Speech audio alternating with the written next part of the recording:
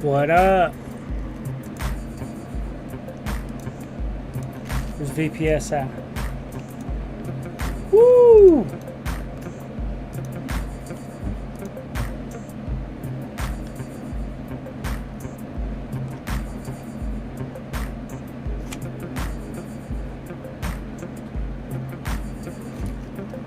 Woo! What up, everybody? Rich DM in the house. Tony Stark, aka Herb Dizzle. What up? Scumbag Sports. Miss Thang. Captain Canada. What about them fires, though? What about the Canadian fires, though? I ain't been able to breathe for a week. It's killing me. Woo! Easy Kush. Got that nice. Easy Kush in the house. Mark 1. Johnny Cab. Johnny Cab, I see you. For sure. I got to go through the old lives and start throwing some wrenches out. The old lives. Why do you got to go through the old lives to do that? Because it just makes it a lot easier. Because then you just see people scrolling through the comments on the live chat. And you just wrench them up right there like that. Okay. So much easier than typing names in and searching accounts and stuff. Okay, that makes sense. I heard the Canadian fires were started by women firefighters trying to prove they could put fires out better than... I guess we're going to end up talking about that tonight. So I don't know much about it, but Genghis is obviously going to tell me all about it. Yeah. Oh, Bobby Booby, you're more than welcome at another time. But right now we're gonna do our show, my friend. So we're not gonna be taking guests at this time. Nothing personal, Mahami. I thank you for being here. I do appreciate you, but we're not gonna take any guests at this time. Maybe later on we will open it up for some discussion. Some discussion. Maybe. Certainly. Yeah. So, yeah, some discussion. All right. What's on our agenda today? Well, we got we got the man lady boy on the front of Sports Illustrated is what it's looking like. Oh, hold on. All okay. Right. Am I a bigot? Am I a bigot already? No. Hold on. Oh. I thought you were going to shame me for being a bigot already. Welcome to Culture War Vultures. I'm VPS. My name is Rick from Vegas Profile Stories. This is Genghis from Genghis. On YouTube. Doing the damn thing. And today we're going to talk about... Well, we're going to talk about Kim Petras. We're going to talk about a trans model named Kim Petras. And we're going to find out how he and or she, depending upon how you look at it, ended up on the front page of Sports Illustrated. I was gonna say something else, Swimsuit Illustrated or something. I was gonna mash it all up right there. So first off, the picture is on the thumbnail, right? Mm.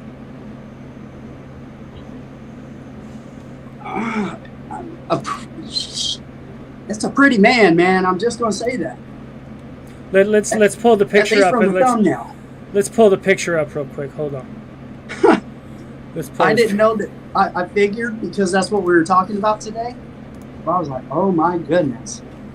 So this is what we're talking about. This is what's on the cover of Sports Illustrated these days.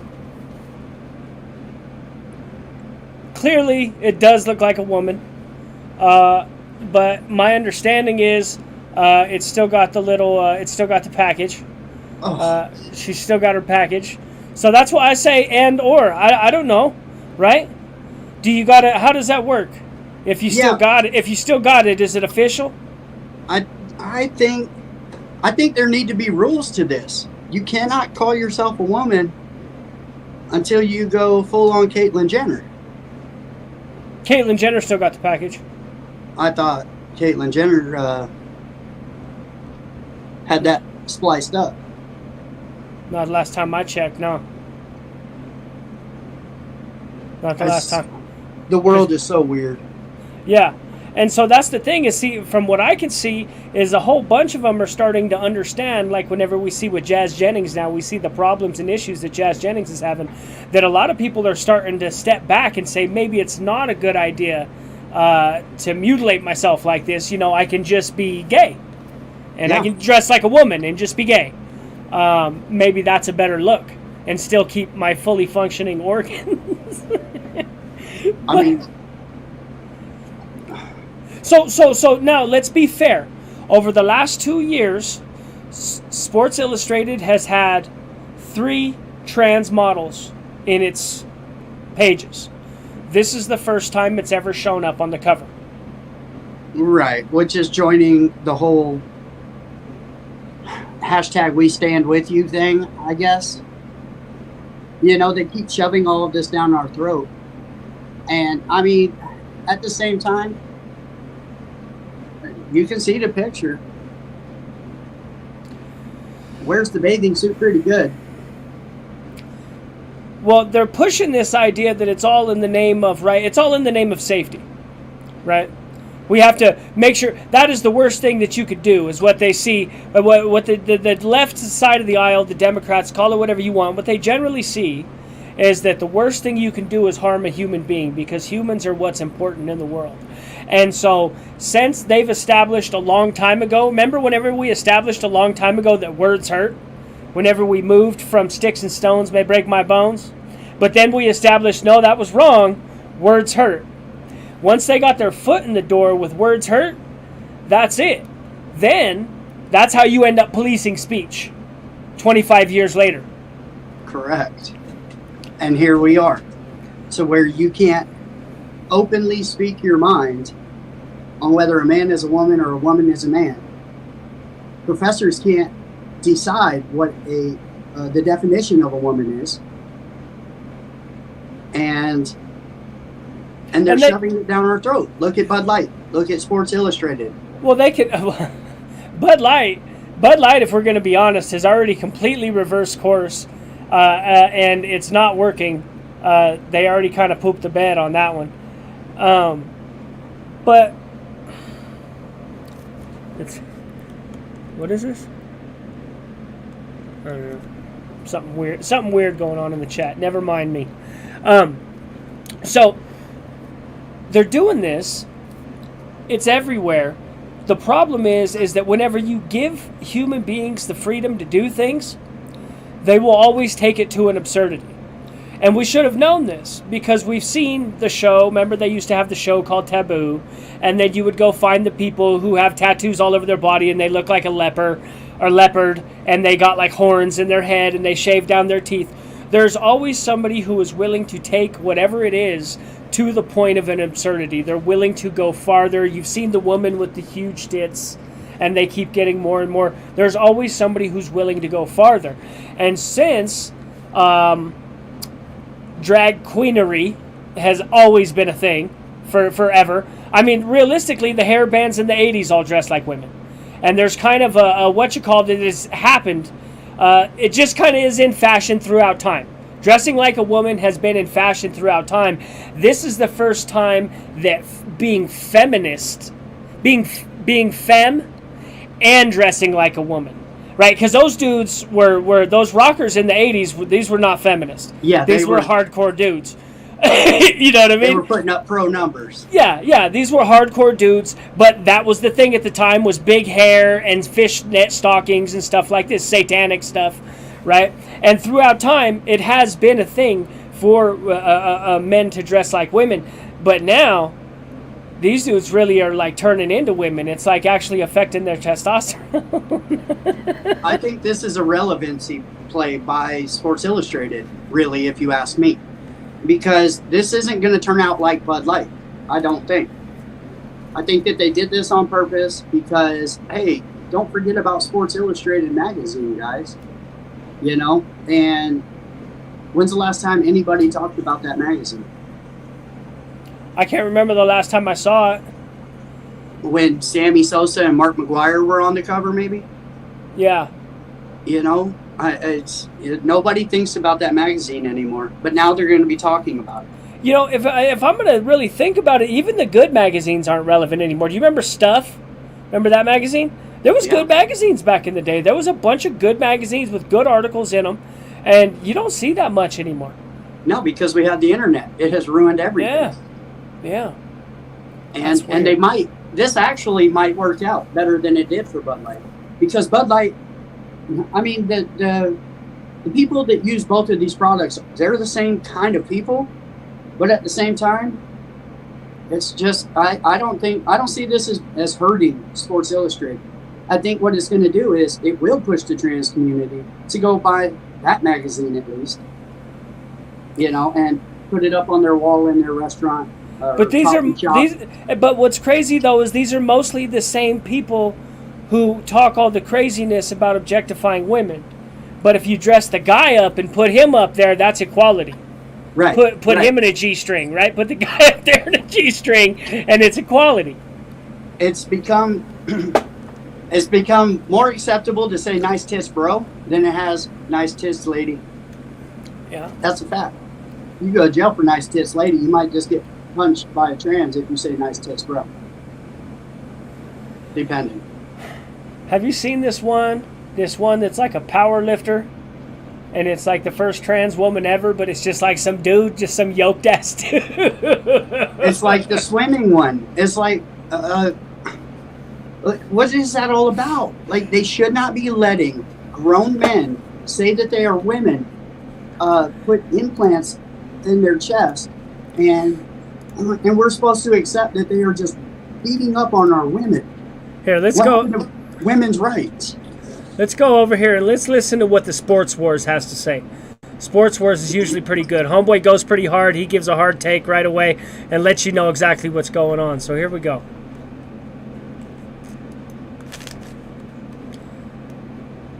Sports Illustrated, for I think the second time in history, has decided that they want to trick you. They want to try to put a biological man on the cover of Sports Illustrated, the swimsuit edition, something that I would imagine is predominantly bought by men. Here's Scarlett Johansson. The 2023 Sports Illustrated swimsuit edition cover is a biological man with fake boobs. I really hope men are done with Sports Illustrated. Yeah, this might seem old-fashioned, but I preferred it when Sports Illustrated bikini models didn't have dicks. Now, I believe that Kim Petras underwent gender reassignment surgery at like 18 years old, maybe even less than that, maybe even before this person was 18 years old. If you've ever had an impossible dream, take hope. Sports Illustrated just put an 81-year-old woman and a 30-year-old man on the cover of their swimsuit issue. Anything is possible in clown world. Reach for the stars. And there's a lot of backlash over this, and rightly so. Do you think this is going to boost sales? Do you think more people buy Sports Illustrated swimsuit edition because you put a biological man? So let me ask you. I'm going to throw a wild conspiracy theory. I'm going to put the tinfoil hat on real quick here, okay? So they say they've got this movement going on, right? These people, they call them like incels. And I'm not even talking about people who just can't get laid. I'm talking about there's young men who are like, yeah, I'm good. Like, this ain't worth it. There's young men who literally say that. They're like, these women ain't worth it. They want too much. I'd rather play video games at the house. Right? So they say, the statistic says that something like 30% of young men under 25 are virgins. So that's not a good thing. Having excess young men who aren't getting laid is a good thing. This is a recipe for getting the school. You know what I'm talking about. Pew, pew, pew. At the school. Self-harm. It's a recipe for self-harm. It's a recipe for a lot of bad stuff that you don't want. Having a bunch of young men who can't get laid. So, if we can convince the young men that men are women and women are men and that it's all the same, right? Then they can just bang each other. We can just convince them that it's okay to bang each other, and then you take out the frustration. I think it's a money grab somehow. I think we need to check where the money is flowing when it comes to this entire this entire thing that's going on when it comes to I mean, trans people, hey, if you're a person, you deserve to have the same rights as any other person. I personally believe a marriage, I don't care. Whoever you're in love with, you should be able to get married to. That doesn't bother me. Stop shoving it down our throats, though. You know, like, I don't like to see two dudes kissing in front of me. But I think that this is all being funneled. I don't know. I would like to see the companies that are banking off of stuff like this and just see whose pockets are being lined on stuff like this, because they have made it a huge issue. They've made it a global issue. I would say the politicians. It has to be. The politicians. And where does that start? That starts in California. That starts in San Francisco. Right? That starts with the California politicians are also running the Democratic Party right now. Mm-hmm.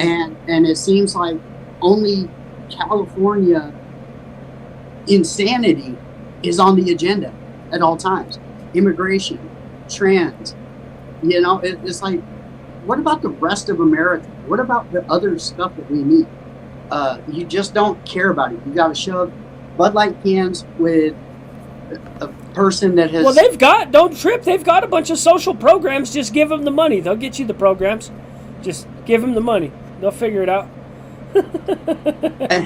and that's it. I think that they have established companies and they are funneling taxpayers' dollars into these companies to fight for justice for trans people. And you'll probably see somebody that is a family member, a close family member, kind of like the Bidens with what's going on right now. Well, what they're saying is that these companies have to have an ESG score, which is environmental and social governance, right? Which means you need to be in compliance with environmental regulations and social norms, what they consider social norms, which is the LGBTQ agenda, the neoliberal international agenda, the open borders agenda, all of this. And once your company becomes big enough, like once you become a multinational company, you need one of these scores. I'm sure there's tax exemptions. Absolutely. I absolutely believe that there is something coming down the pipeline where they are making maybe hundreds of millions of dollars off of shoving this down our throat, and they are giving other companies such as Sports Illustrated and Anheuser-Busch and InBev tax breaks for putting woke stuff out there, and all in the name of what? A tax break? Sports Illustrated can't be it can't be profitable. There's no possible way it's profitable. I'm almost positive it's been bought by something. I'm sure it's owned by Disney or something like that. It's owned by a bigger company that just takes the loss on it. Because I don't know that there's any magazines that are profitable anymore. Almost all print newspapers are non-profitable. A lot of them get by on grants and things like that. I mean, some things, the big ones make money. New York Times, Washington Post, and stuff like that. We had like 3 newspapers at one time in Denver. They all keep getting bought out. They all keep failing and getting bought out. And the one that's even left, they're saying it's failing as well. It's a failing medium. The printed word is a failing medium right now. But this is one thing I would say. Do you think it's possible that these companies are all doing this in a row like this because they're saying, well, now's the time, let's get it over. We got to get over this hill. Maybe they're saying we're going to have to take this dagger. Let's just do it and get to the other side of it and then move on. And hopefully, if we do it now, whenever everybody else is doing it, right? Because Dylan Mulvaney and whoever else, if we just do it quietly, you know what I mean? Just do it quietly, take the pill, take the backlash, get to the other side of it and move on. I kind of feel like that's why some companies are sticking their hands up. Because they're seeing the writing on the wall and they're saying, we're going to have to do this. Well, all this is going to end in is so much pushback that finally the world, hopefully America, will come back to their senses. And they'll say, hey, what are we even doing here? Why has it been pushed so hard that they feel like they need to put a trans man in a women's bathing suit on a women's swimsuit edition on the cover, or a trans on a can, or who gives a hell? I don't.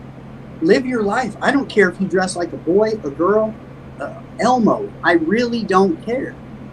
But I don't want to see it on my beer can, and I definitely don't want to look at a picture on a swimsuit edition of a magazine and say, oh, that's kind of a pretty chick, and just to find out that she's got a bigger dick than I do.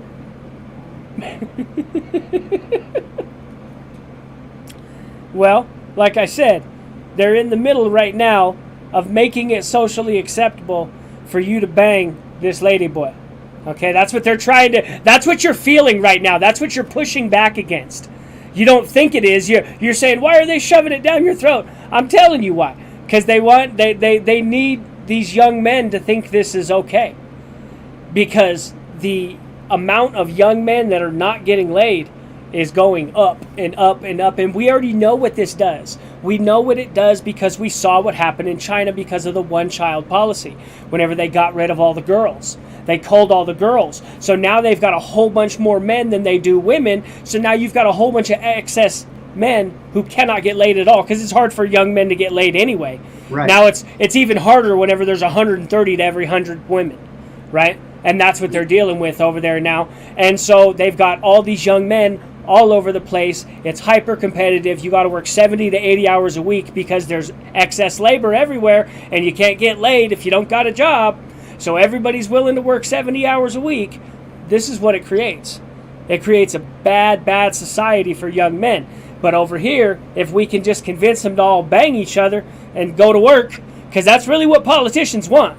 They just want you to go to work and pay your damn taxes. That's what all this is. All the show and all this and the trans rights, none of that's got anything to do with any of it. They literally just want you to go to work, shut up, and pay your taxes so they can get paid. But you can't just tell human beings to do that. They won't listen. You got to convince them. You got to convince them that you're on their side, that you have their best interest at heart, that they should vote for you.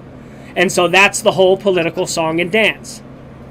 Now, how much of this is just art majors that have gotten out of college and become CEOs throughout the years of these companies? And, they've been taught at places like UCLA or USC or, Harvard or whatever. And they've had this agenda shoved down their throat by blue-haired teachers. And now they are enacting it. Like, is this a whole conspiracy, or is this just a few bad players and a couple of people jumping on what they see as a trend, which is a horrible trend? If you look at Bud Light, this is the worst thing you can do right now as a company, is put somebody from that community especially up front as your icon for your company, even for a month. It's just horrible. InBev has lost 30%. Yeah, well, that's 1/3 of their worth. They reverse course on it. They reverse course. They realize They realize it was a bad idea. I don't know if they're going to be able to salvage anything anytime soon. There's too many beers to choose from. At the end of the day, there's just too many beers. You know what I mean? It's not like other things. Where there's only a couple, you know what I mean? Where there's only a couple there's only 10 car manufacturers. You know what I mean? You're going to have to pick one, pretty much. If I'm behind a bar, if a man walks up and orders a Bud Light, I'm going to look at him like he just ordered a Mai Tai. Like, do you want an umbrella in that? So, I'm gonna tell you like this, because I just graduated college, and you said you made a question about college in general. I would say you got different things in different departments, right? Economics, they make you take economics. You got to take like 2 classes of economics. You got straight shooters in economics classes. Same thing with political scientists for the most part, which is weird. You would think you would catch like hardcore lefties or something. No, they're straight shooters. They just tell you how, because if you're a political scientist, it's literally your job to know the truth about politics, It's not data. not to spin it. You know what I mean? I seen a whole class get pissed whenever she said, "Do you think Trump is an effective president?" And I was the only one who got it right. I was like, "Fuck yeah, he is." She said, "Trump is the most effective president in my lifetime." She was like 50 years old at the time. She goes, "This man gets things done. I don't care if you like him or not. He gets shit done, dude." Yeah. Look at now. What has Biden got done? Not a thing. They did the $3 billion boondoggle that hasn't helped anybody. It gave everybody $1,200 or whatever, $1,000 or whatever. And then actually, it took their tax returns at the end of the year, so they paid you, and then they made you pay them back at the end of the year out of your own taxes. So all they did was front you some money. Yeah, basically. All that we got that was free was the original $600. Remember the first $600 that they sent out? That was free. That was a gift. You just got that. All the rest of it, they took that back, and all that got hit for taxes. Yep. Right? So if you go apartment to department, you're going to get different things. Now, you have to go through the English department because you need to be proficient in English. And you're going to get that stuff in the English department. You're going to get it in anthropology. You're going to get it in gender studies, and you're going to get it in racial studies. They make you take one racial class. Everybody has to take a class that is based on race. You're not getting out of it. It doesn't matter if you're an engineer or mathematician. It doesn't matter. You have to take one class. That's all that's mandatory. And other than that, you're really only going to get it from what I've seen in the communication department. They make everybody take communication, and the English department. Which English makes 0 sense. Why? Why is that important? Why is critical race theory or anything of the sort, gender studies or any of that? It's all from it's from a couple men in France. There was a man in the 60s named Michel Foucault. He was a philosopher. You can find some of his old. He was a very, very intelligent man, and shaped a lot of what the late 60s, early 70s, the philosophy that drove Western ideology. The sexual. So that would be more of a history lesson right now, not an English lesson. No, this is who drives all of this. I'm telling you, the father of CRT, of all of this that we're talking about. It's communism via Michel Foucault and Jacques Derrida. And these are French philosophers from the 60s and 70s. And all of the English departments, the communication departments, the gender studies, all of this shit, it is all from these men. It's from their philosophy. The Panopticon, there's a paper called the Panopticon that it has a big, there's lots of influences. But it's all power. Their philosophy is based upon the fact that everything is about power, and it's about exerting power on those around you. Everything is power. Relationships are power. Politics is power. Everything is about exerting power. And they see that the people in power have been exerting power against those, the have-nots, against us at the bottom for a long time, and they're pissed about it. And it's true. That's why this stuff is that's why it's so intoxicating, because it's true. They've been shitting on the people at the bottom for thousands of years. So what they're saying is true. That's why it's so intoxicating to these young students when they hear Marx. See, that's a whole different topic right there. When you start talking about communism and these young kids, they don't understand. Why do you think that everybody who comes over here from Cuba voted for Trump? I have a Cuban neighbor, and he says Trump is the truth, and these other idiots that have never seen what real communism is. Yeah. And you have these kids, and to an extent, it's Bernie Sanders with his socialism that is kind of more communist than socialist, and they want free stuff, but they don't understand. They don't understand what that entails. They don't understand what bread lines are, and government assistance to eat, and you get this amount, and that's all you get for your family. They don't understand that, and you have to work your ass off. Yes, sir. You know, you look at China, children are born and basically told you're going to be an Olympic gymnast. It's not on a, hey, my kid likes to do flips and I should get him into, you know, like, you want your country telling you what you're going to be doing? That's not how they see it. They see it as you want to do right by your country, don't you, Rick? That's where you want to be good. You're a good Chinaman, aren't you, Rick? You're a good American, aren't you, Rick? Why don't you want to do good for your country? So, if you're the best at doing flips, why wouldn't you want to do flips for your country, Rick? So what you're saying right now is an argument against kids standing up and saying the Pledge of Allegiance in class every morning. I think they should make them. I think they should too, but that would add to the communist ideal in the American classroom. That national pride, right? We should have national pride, 100%. But we're sending pussies across to fight right now, while these kids are breaking down arms at 8 years old. You know, they're learning how to fight guerrilla warfare and stuff like this at a very young age. And everybody has to, once you are a male of military age, you have to put in your dues in the military for your country. And this is who we will be fighting very soon. I promise. Who? And Who?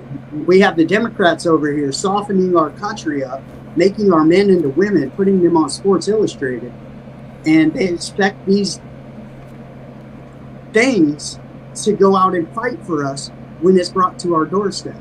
And it's going to end in tragedy. It's going to end in me in a cave in West Virginia, yelling Wolverine. Well, that's why they're gamifying it, so it just looks like video games. So now the soldiers can just play video games and smoke fools. That's what they did. They gamified it. Yeah. They did. They're turning it into an immersive experience. So yeah. let's head over to Jeremy from the Quartering and see what this guy's got going on over here. So if anybody doesn't know, Jeremy from the Quartering is a YouTuber who's been on YouTube a long time. He's got about 1.5 million subscribers, and the dude's really into just holding power to account, basically. I would even go so far as to call him a journalist. I would say he's a YouTube journalist. He really is. And so anyway, he's got a friend, and he's trying to raise awareness about what this school district in Northley Middle School in Ashton, Pennsylvania, is doing to his friend Liz Finnegan. Liz Finnegan's daughter is a special needs child who has been systematically harassed, bullied, assaulted, SA'd. The parents call the house. They leave threatening messages, everything for months, simply for complaining that her child was being assaulted at school. And so we're going to jump over here now and see what Jeremy from the Quartering is talking about. I would highly suggest subscribing to Jeremy from the Quartering. This dude is awesome. Went to the board with this stuff. They removed the statements from the official video.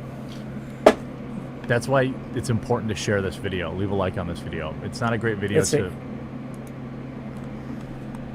Every single day, full of optimism, determined to have the best day ever. I have never seen anyone, child or adult, try as hard as my little girl tried.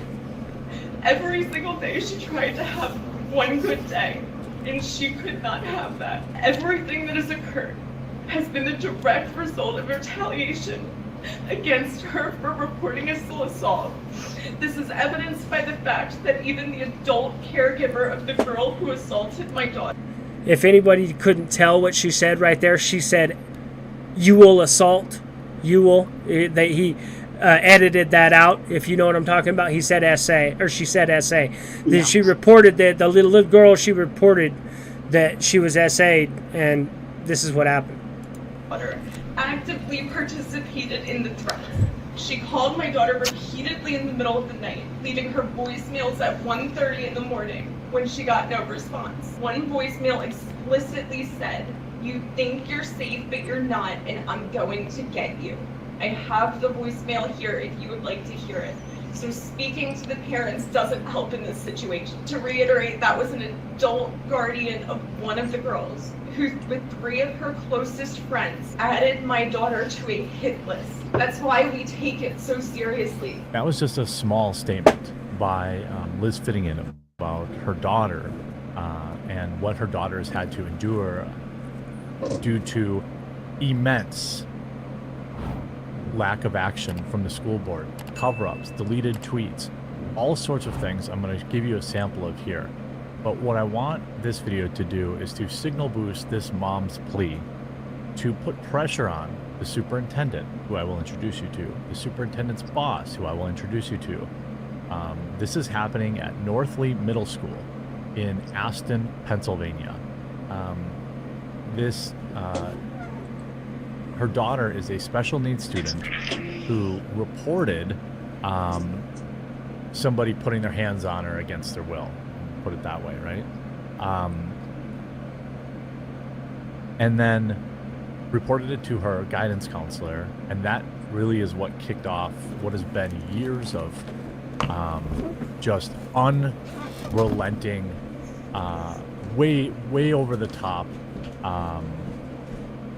bullying from other kids at school. Now, bullying is a part of life, but this goes so far beyond it, including an actual hit list. It's gotten so bad that her daughter had slipped into deep depression, took up self-harm, ended up hospitalized. This is not people. So now he mentions the hit list, which we've seen. I'm hoping that we'll play the clip of the aunt of one of these students that is bullying this girl, and the message that the aunt left on this little girl's phone, who has special needs, by the way. Yeah.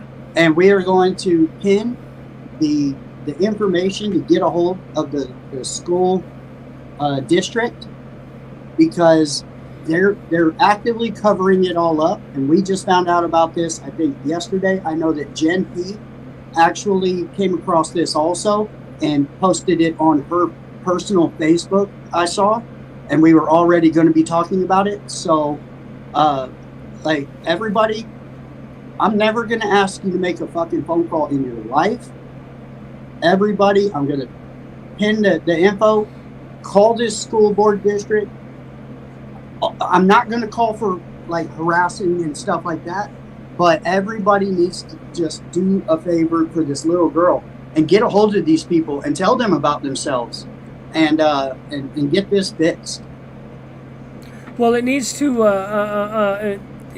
be safe for people, for young children, to be able to say whenever things are happening to them. You know? Right. It can't, because that's basically what they've done. I don't know where they get off. I'm so sick of the public school system in general. They rarely take any sort of, how would I put it? They are a union that is set up to not take accountability. It's made that way so that it's like a political union. They're made so that they don't actually have to take accountability, and they back each other up no matter what. It's almost like a cop union. It's like no matter what, they go to the mat for each other. And because of this, they go to the mat for people that they really shouldn't. And so now that all this stuff's happened, it's just like, this one's a bad one. This one is one of the worst ones that I've seen or heard of. And of course, they're actively trying to cover it up because it absolves them of any fault. It keeps them from saying that they messed up and they couldn't keep their school secure and this little girl secure. And in return, you have these parents who are pleading, and the superintendent is basically dismissing them in this, and makes $250,000 a year, and just sits there and he's like, nope, it's not happening. It's like his own kid is one of the bullies or something. Yeah, that is the way that it was weird, huh? The way it shows him like laughing in the thing. Right. Let's see what's going on here. Tells you exactly what kind of gentleman this person is. So this is the superintendent. The boss is this individual, Leon R. Moore, an elected official with the power, as from what I understand, to get this guy to step down. These are the two major players, Leon Armour and Dr. George Steinhoff. You love that he puts doctor in there. What I do think is interesting is there's another clip here.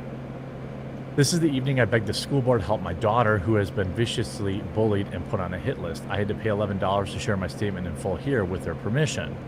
This is what we took with us, all this evidence, and they're essentially trying to cover this up. Her dad also spoke about what their daughter had gone through, detailed the physical acts in the daughter in the elementary school until he went. He called the board salary out, and they kicked him out because the superintendent makes $250,000 and he doesn't like people pointing that out. You see the two men here sitting and laughing at the superintendent, George Steinhoff, and board president, Leon Armour. Board president is the guy that can get rid of George Steinhoff, from what I understand.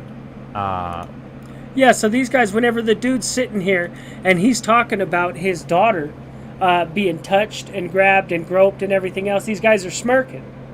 Yep. And they're laughing at it.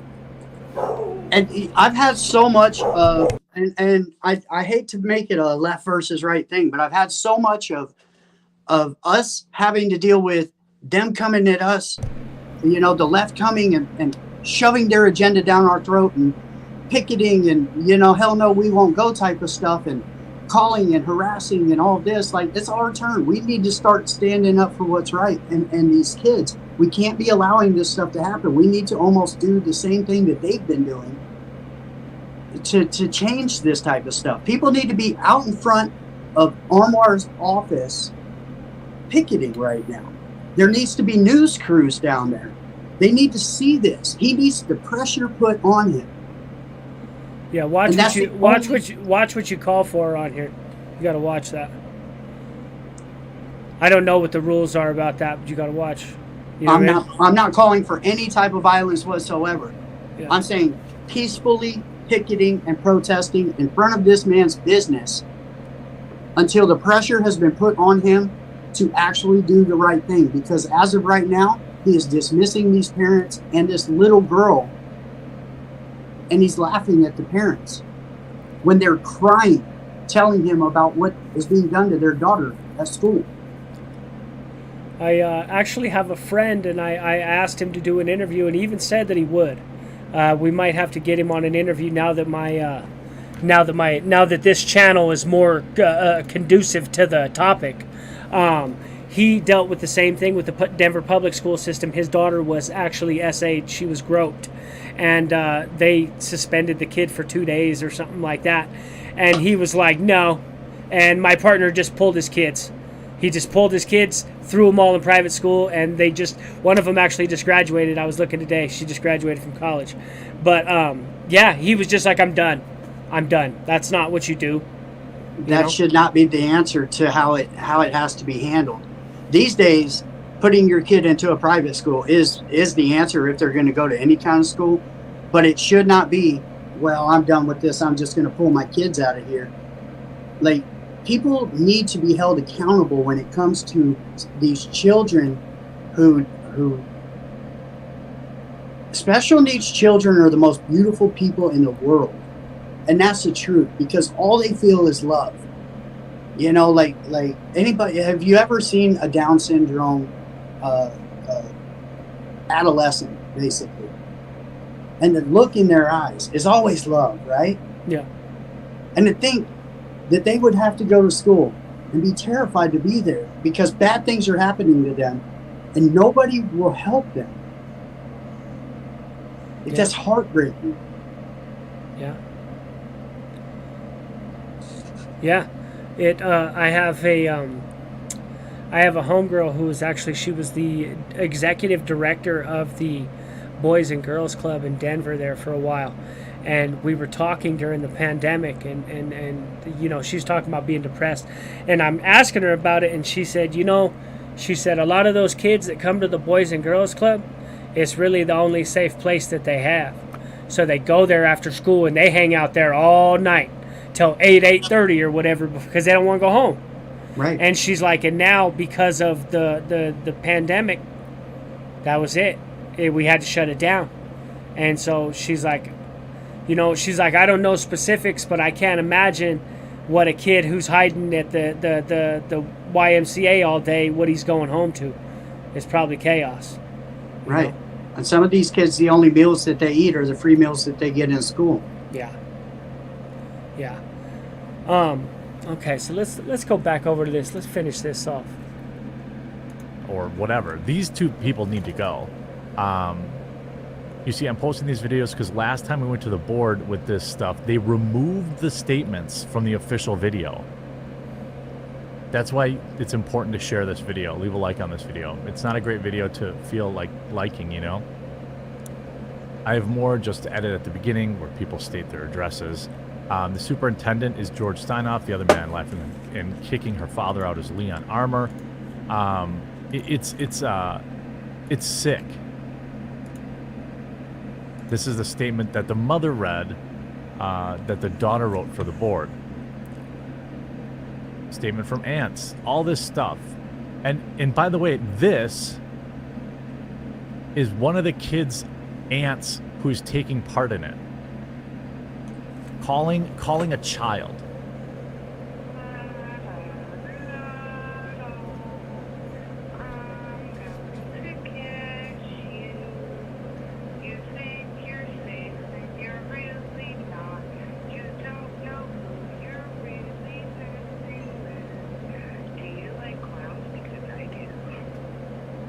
That's a grown woman calling a child's phone.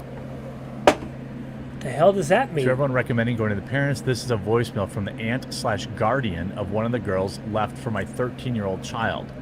She forgot to block our number. So, no, unfortunately, I don't see that helping. And of course, they've gone to the police, requested a copy of the police report. So that's what we're dealing with here. And apparently the school board doesn't think that's an issue for one reason or another. And they played that. They played all of that. Yeah. I think it's an issue. I want to highlight the situation. I'm not a fan of just for full transparency, I'm not a fan of the public school system. I rant and rave about them. I have numerous times. I think it's absurd that we spend $750 billion on the military and have the best military in the world 10 times over.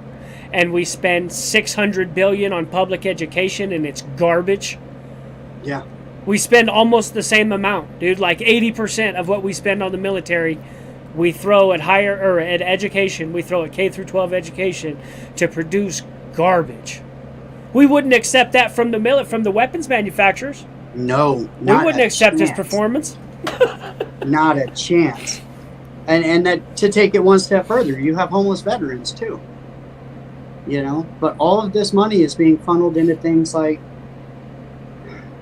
incentives to put a man on Sports Illustrated and Bud Light cans, and and our public schools and our roads and all of that is just garbage. Our homeless problem is out of control, and with inflation, it's just gotten worse. Imagine how hopeless it would feel on the streets right now. Imagine trying to get on your feet right now. What's it cost to get into a new house right now? $3-4 grand, pretty much. First and last month's rent and a deposit, and then you got to turn the lights on. $3 grand to start, pretty much. Oh, I would say that's a minimum. Yeah, that's to get into something cheap. That's what I mean. Like a 1-bedroom, trying to get on your feet, 3 racks. Yeah, I saw a guy, he does YouTube, and he's ranting and raving on these homeless people. Why are you even here? And he pulls up next to some guy, and he's sitting in his lawn chair out by his tent on the sidewalk. He says, why don't you do something to get yourself into a nice place? The guy goes, I like it here. He was like, I got all the fresh air I need. I'm not going nowhere. This is awesome. It's beautiful out here. Wow. Hey, bro, like for 5-6 months out of the year, Denver's absolutely beautiful, and it's wonderful. You can just sleep outside, and it's fantastic. But it gets hella cold during the December, like November, December, January, February, March. Yeah, But the rest of the year, you could pretty much sleep with the windows open.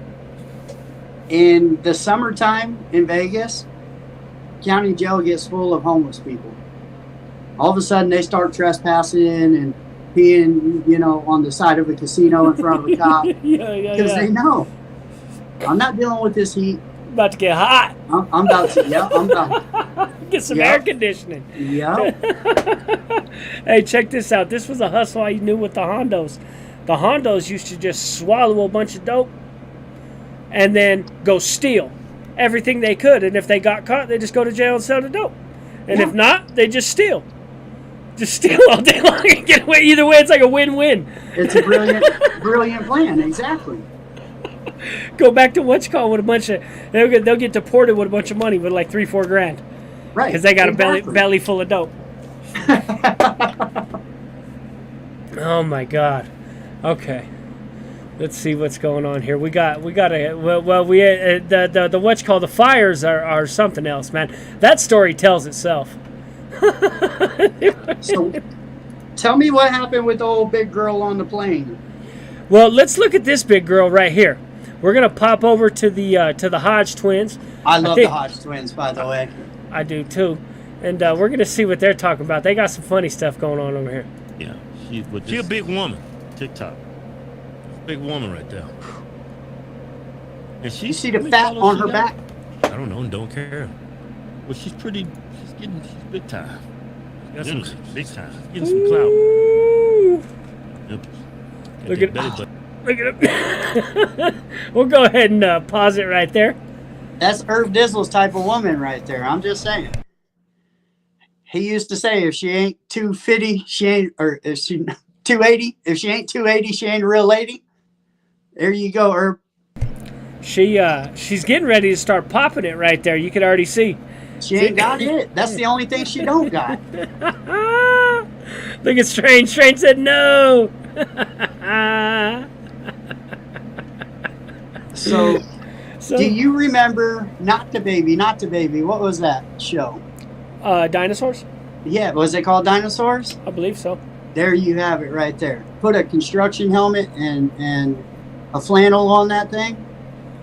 Oh, she is the same size as the father dinosaur, huh?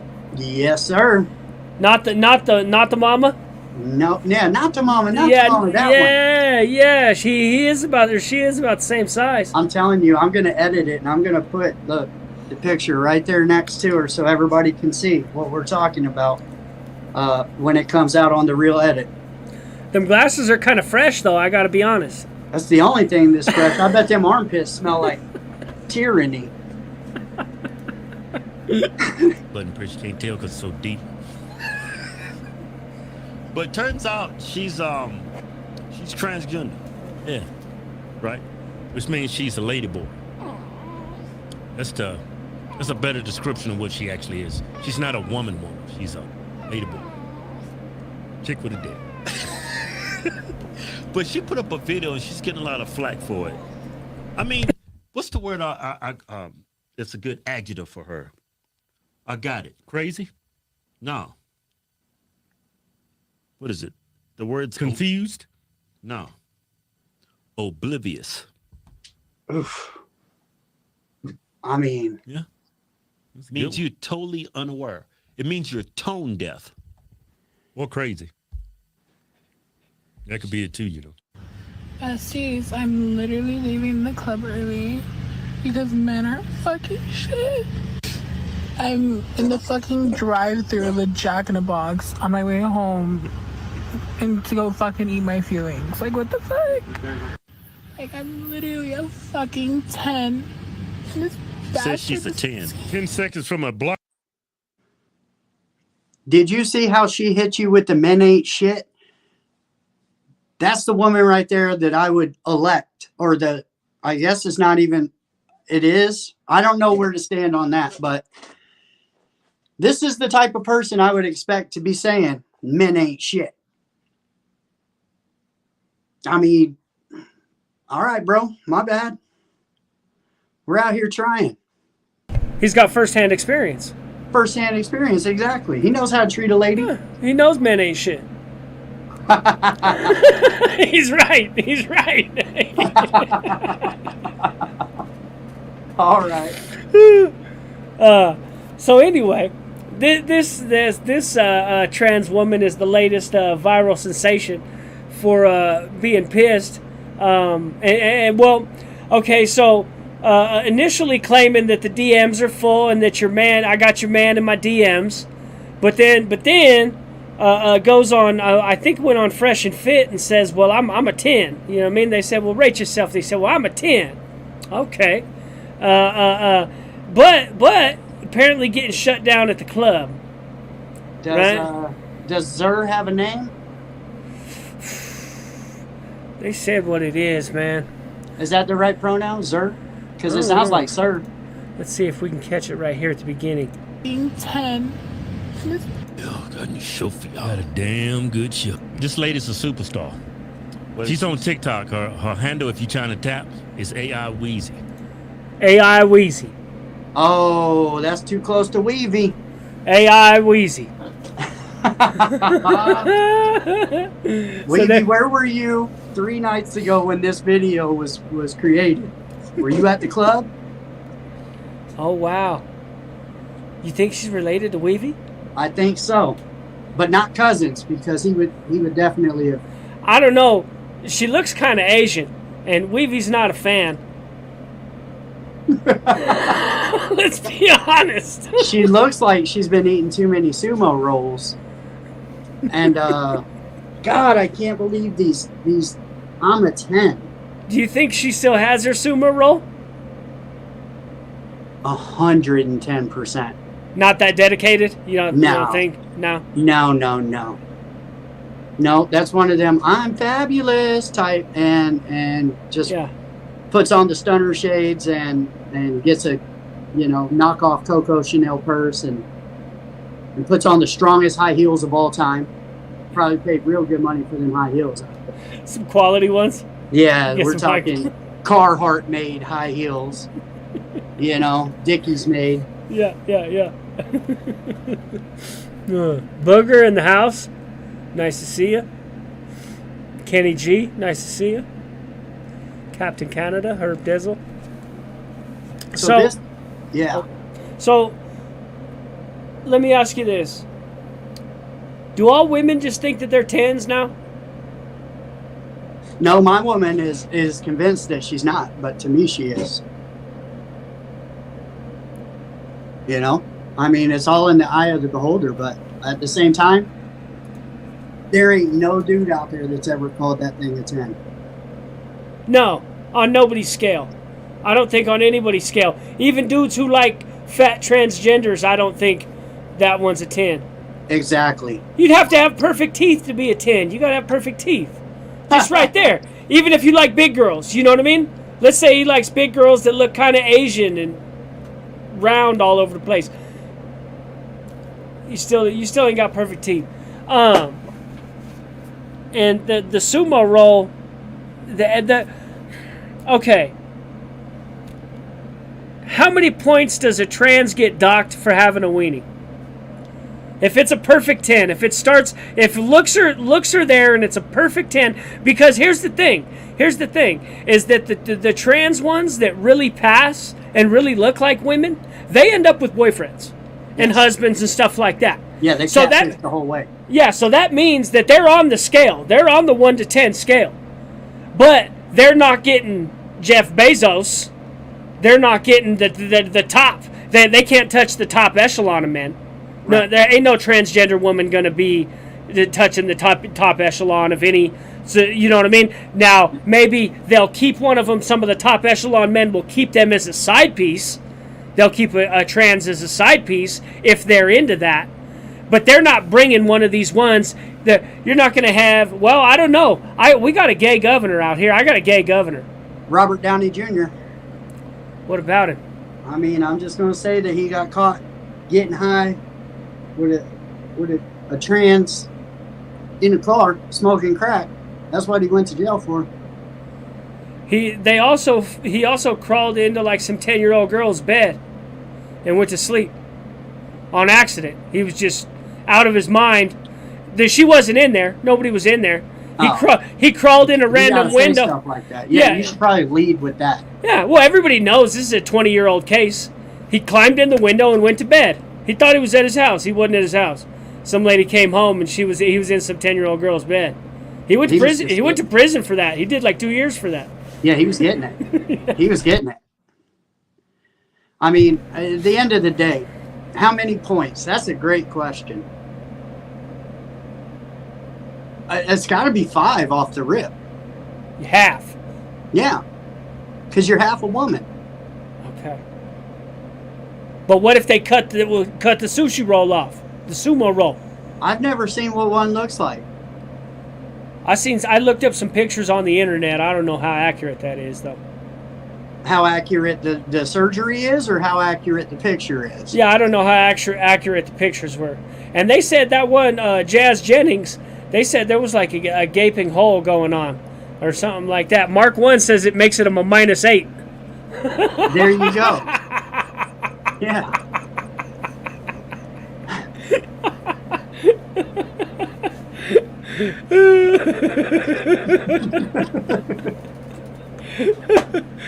Strange says he's a 10. I'm just saying, we can't all be 10s, dog. I'm not a 10. But all these women think they're 10s, and that's great. That you know, like your dad told you that, or TikTok told you that, or whatever. I get it. And he's supposed to tell you that. Your dad's supposed to tell you that, right? He's supposed to tell you most beautiful woman in the world, and all that's part of being a healthy relationship. But hey, when I work out, I've been told I'm a strong 8.4. yeah. If I worked out for 6 months, Yeah. yeah, and went on a diet, yeah. If I lost 50 pounds, I'd be a solid 6. Yeah. I want to see the DMs. Oh, you think she capping? I just want to see the DMs. Let's see these DMs. Who's up in your DMs? I need to know. We need answers. We need names. We need to follow AI Wheezy on Instagram. Oh, that can't happen. I guess so. It might be a good way to get content. I'm just saying. I don't see her slowing down anytime soon. She's got traction right now. I elect Miss Thing to do that. And just send the clips. I don't know. I can't be trolling around on this thing's Instagram. That'd be weird, bro. Did they just stretch out the asshole or slice it in half and tuck it in a pocket? Right. Yeah, I'm pretty sure that's what they do. They slice it up and then they turn it in half. Then they turn it inside out. I heard that they split it like you would a weenie. Yeah. And then they do some way. tuck job. That's just what I've heard, though. Like I said, I've never seen it, but obviously we're going to have to... please don't be sending me pictures of newly made fresh vaginas. People. But they make the thing, and then you got to like keep going with the thing. You got a stick or something. You know what I mean? Like a little vibrate. I guess it's probably not a vibrator. It probably doesn't vibrate. But, yeah, and you got to keep putting it in there. So what happens when you blow it out? Well, I think you got to take your time. You know what I mean? Oh, I'm not good at that. You think there's some lube involved? Do you think that obviously, but that lube is going to wear off. And what happened? Oh, there's architectural questions that I have for this. Structural. There's the word. There's structural questions that I have for this. Yeah. It's not good. Whatever they're doing. I mean, imagine. I mean, think about that. It's your genitals. It's like, it's kind of like the most precious thing on you. It's kind of like the point of existence. Right. Kind of. You know what I mean? I mean, not really. We luckily we've evolved past that. Human beings have evolved past that, and we can live for other things more than animals. But reproduction is generally the, you know what I mean? In a primal sense. Yeah. And so that's your tool to make sure that your lineage moves forward. And we've convinced a bunch of young children that tool is completely useless. You don't need it. And we can chop it up, we can make it look any type of way you want to, and everything will be just fine. And how many of these things are done a year? I mean, it's like a great question too. And should you have to tell somebody about it. You know, like say you have some HIV or something. You know, you have to inform consent. You have to tell people about it, right? Shouldn't you have to be able? Shouldn't a guy know before he marries some woman and he's never seen a vagina in his life, and this is the first one he's ever seen, and then all of a sudden, you know, he comes across a family tree that hasn't been updated, and Jenny is Johnny, and you know, like. All right. This is from Grandview Research. The U.S. sex reassignment surgery market was valued at $1.9 billion in 2021 and is expected to expand at a compound annual growth rate of 11.23% from 2022 to 2030, which is a fantastic return, fantastic growth rate, if anybody's wondering. The rising incidence of gender dysphoria and the increasing number of people opting for gender confirmation surgeries are expected to boost the growth during the forecast period, according to the study conducted by Cedars-Sinai in June 2020. Approximately 78% of transgender males experience gender dysphoria by the age of 7. The mean age to experience gender dysphoria was less in transgender males, which is about 6.2 years. Wow, hold on, let me pull up this chart. Can everybody see that? Can you tell me which company currently leads the way in operations and who their parent company is? That way we know where to buy stock, obviously, because we can see where the trend is going. And I just want to know if, you know, if it leads back to somebody named Schumer or Pelosi or Biden. That's projected right there. So that's the projection right there of through 2030 our children becoming a different gender. That's the uptick. Growth rate 11% a year. How many years would it take you? About 7 years to double? Something like that. 7 years to double? Right around there?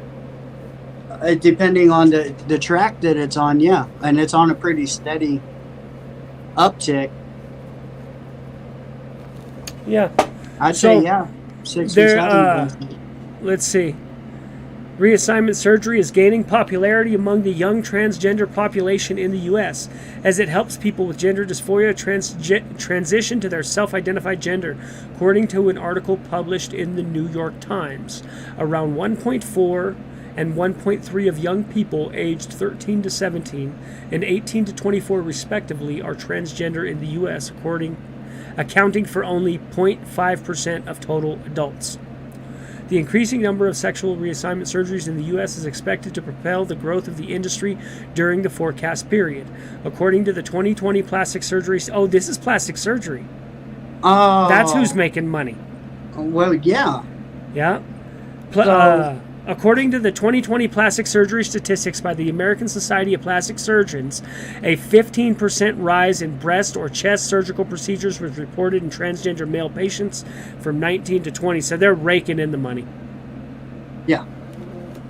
Well, yeah, and it's an elective surgery. So literally, the people that have this type of surgery are paying a lot out of pocket for something like this, even if they have insurance, because it's elective surgery. Yeah, so you gotta have money. You gotta have money. Right.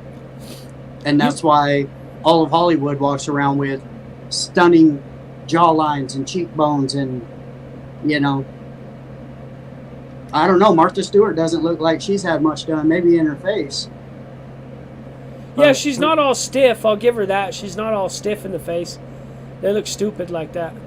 That's a hot woman right there, I'm not gonna lie. You like Martha Stewart? I do. I think it's because she cooks. Or and she's so sweet, and then she hangs out with Snoop Dogg. Or because she held her mud. And she held her mud. It's a huge thing. It's a big one. It's a big one. So, the plastic surgeons are raking the money in. What do you think? Let's look up. Let's look up what the average political party is of a plastic surgeon. Plastic surgeon by politics. Let's see if we can get a statistic. I'm not even sure if we can find a statistic or an article.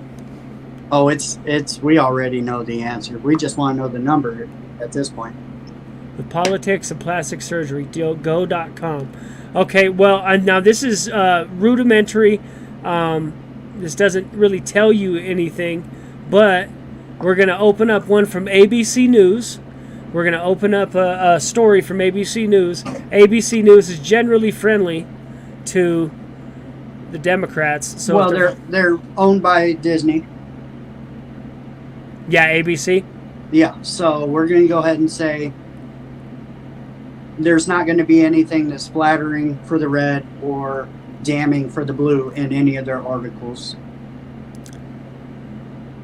Yeah, no, this is all yeah, they're happy about it. Yeah. They're happy about it. So yeah, I'm going to guess that most plastic surgeons are probably pretty liberal, if I had to guess. Making fake weenies and tits and stuff. Since we brought Disney up,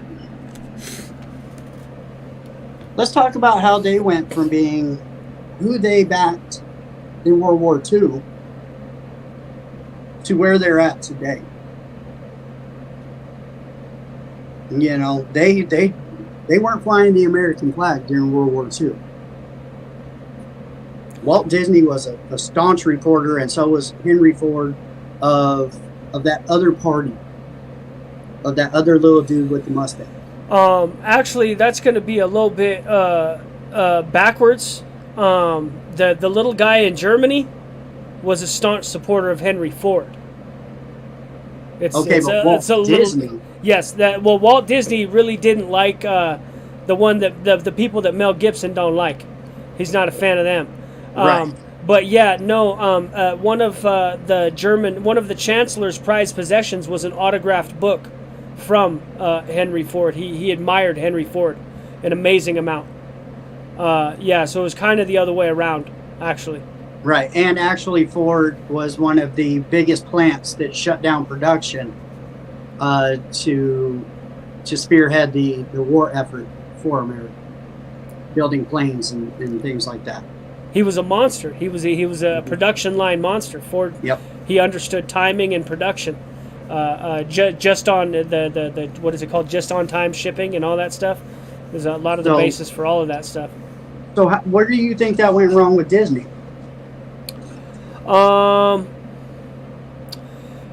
Somewhere along the lines, whenever Disney became so ingrained. Well, for one thing, Disney's so big that they're going to be subject to the ESG score, like I said, because it's a multinational conglomerate like that. So, environmental and social governance score, they have to have one.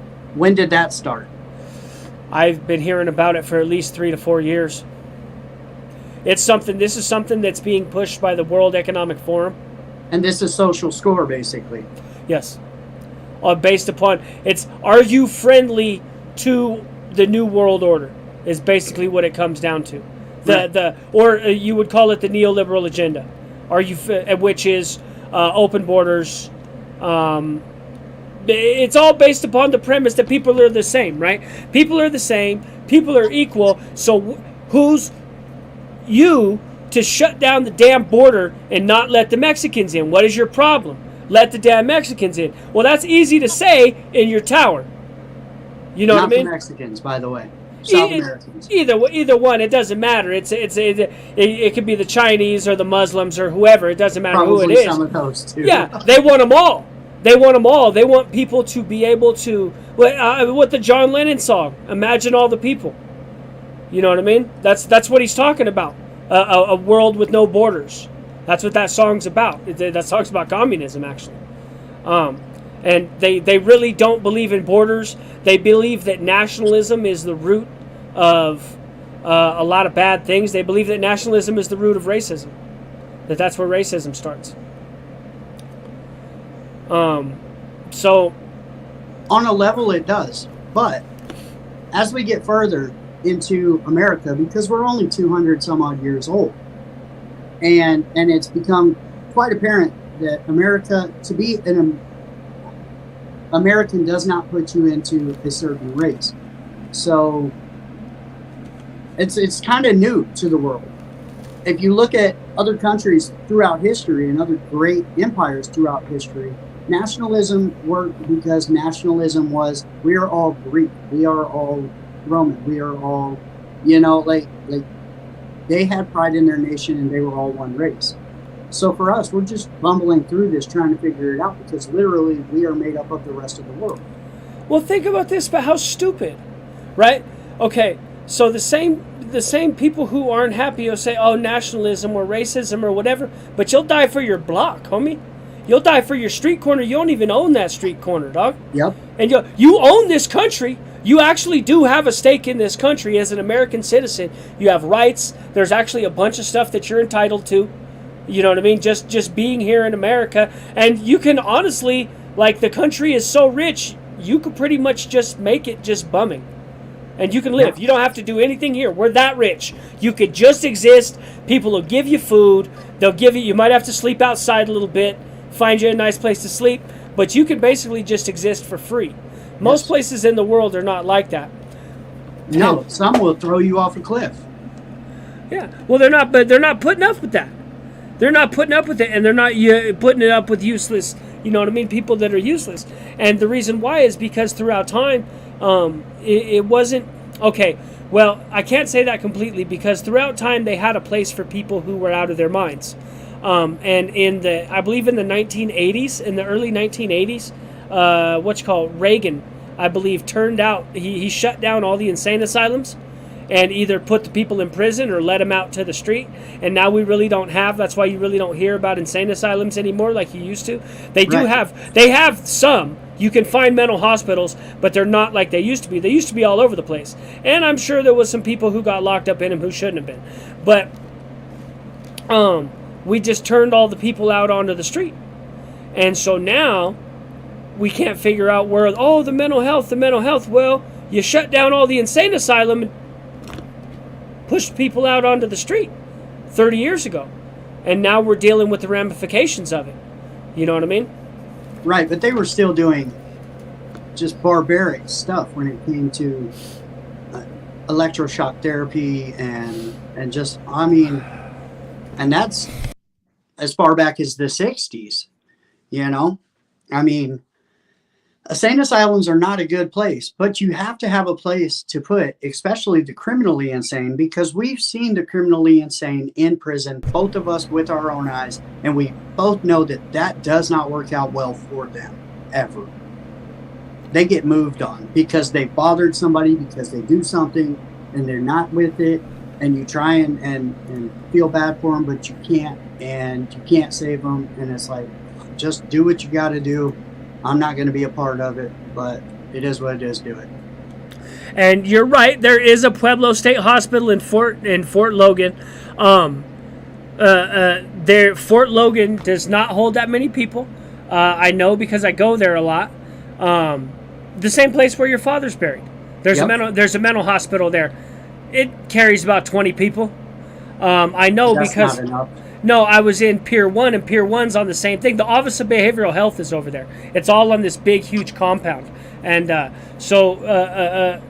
we would see the people. I got to see the people on the walk from the insane asylum, and there was like 20 of them tops. I don't know how many people are down at the state hospital at Pueblo, but there used to be a place for people who couldn't really make it. Instead, now we've turned that on to the parents. Right, and the thing is that instead of shutting down the insane asylums, maybe we should have found another alternative for the people who can't really take care of themselves. There's nothing saying that we can't. There are people. When Brandon's son died, and Rachel tried to kill Brandon's baby's mom, she was put into there's a insane asylum, for the lack of a better word, a mental hospital in Vegas, and it's all locked down. There's guards. You have to sign in. It's basically a prison, but not. And like you could just show up there and go see her.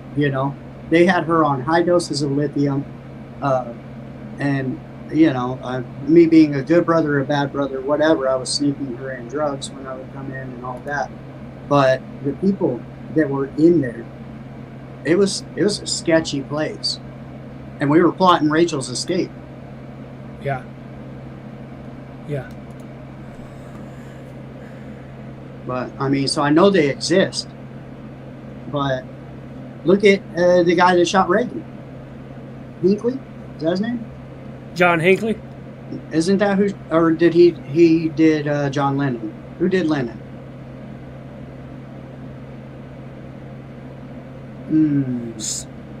Sirhan? No, that was Robert Kennedy. Right, Robert Kennedy? Yeah. I think Hinckley. Anyway, it goes. The man who tried to take out Reagan should have been put into a mental institution. And I think that he was. I think he did like 30 years in a mental institution. And if I'm not mistaken, I believe that he has just been paroled. Yeah. Yeah, they let him go. Yeah, as soon as Reagan was gone. They weren't going to let him out as long as Ronald Reagan was alive, for sure. But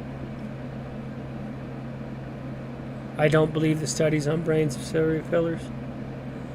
no, I believe people are born that way and they have the same brain buildup as the rest. There might be something to frontal lobe damage or, damage to certain parts of the brain. I will say that the sloping forehead and protruding eyebrows is a big thing amongst serial killers where they got the, I don't know, there's like a little slope right wasn't here. Wasn't that like super, isn't that science considered like super racist? What you're talking right now is It's considered quite possible, but I'm it's considered thinking to be in my head bullshit and super racist. I mean, I'm just simply stating, if you look at 90% of serial killers, it has to probably do with something in the frontal lobe of the brain, because right here it protrudes and it slopes down to it. It doesn't have to be the whole head. It just, there's this, I don't know. I have serial killer books, bro. I've studied quite a bit. What's that study called? Phrenology? Is that what it's called? Yeah. So I don't so much believe in all that. Like the form of your head tells your predisposition to commit violence or anything like that. But I have just noticed the trend when you look at the pictures of the top serial killers in America, they all seem to have this same attribute. Well, you know what was funny? Was that for years and years and years we had this profile in the United States about what a serial killer looked like, right? 25 to 34 or whatever, white male, da-da-da-da-da. And it just turns out that was because 70%, 75% of the country was white. That's why all the serial killers... And nobody noticed that. I mean... Nobody thought about that the whole time. They just had the what-you-call of, well, this is what serial killers... Yeah, well, the country's white, so all the damn serial killers are white. Yeah, that's true. There was one prolific serial killer that was black in Atlanta. There have been a few prolific black and Mexican serial killers, mostly black and white, about the same numbers, actually. And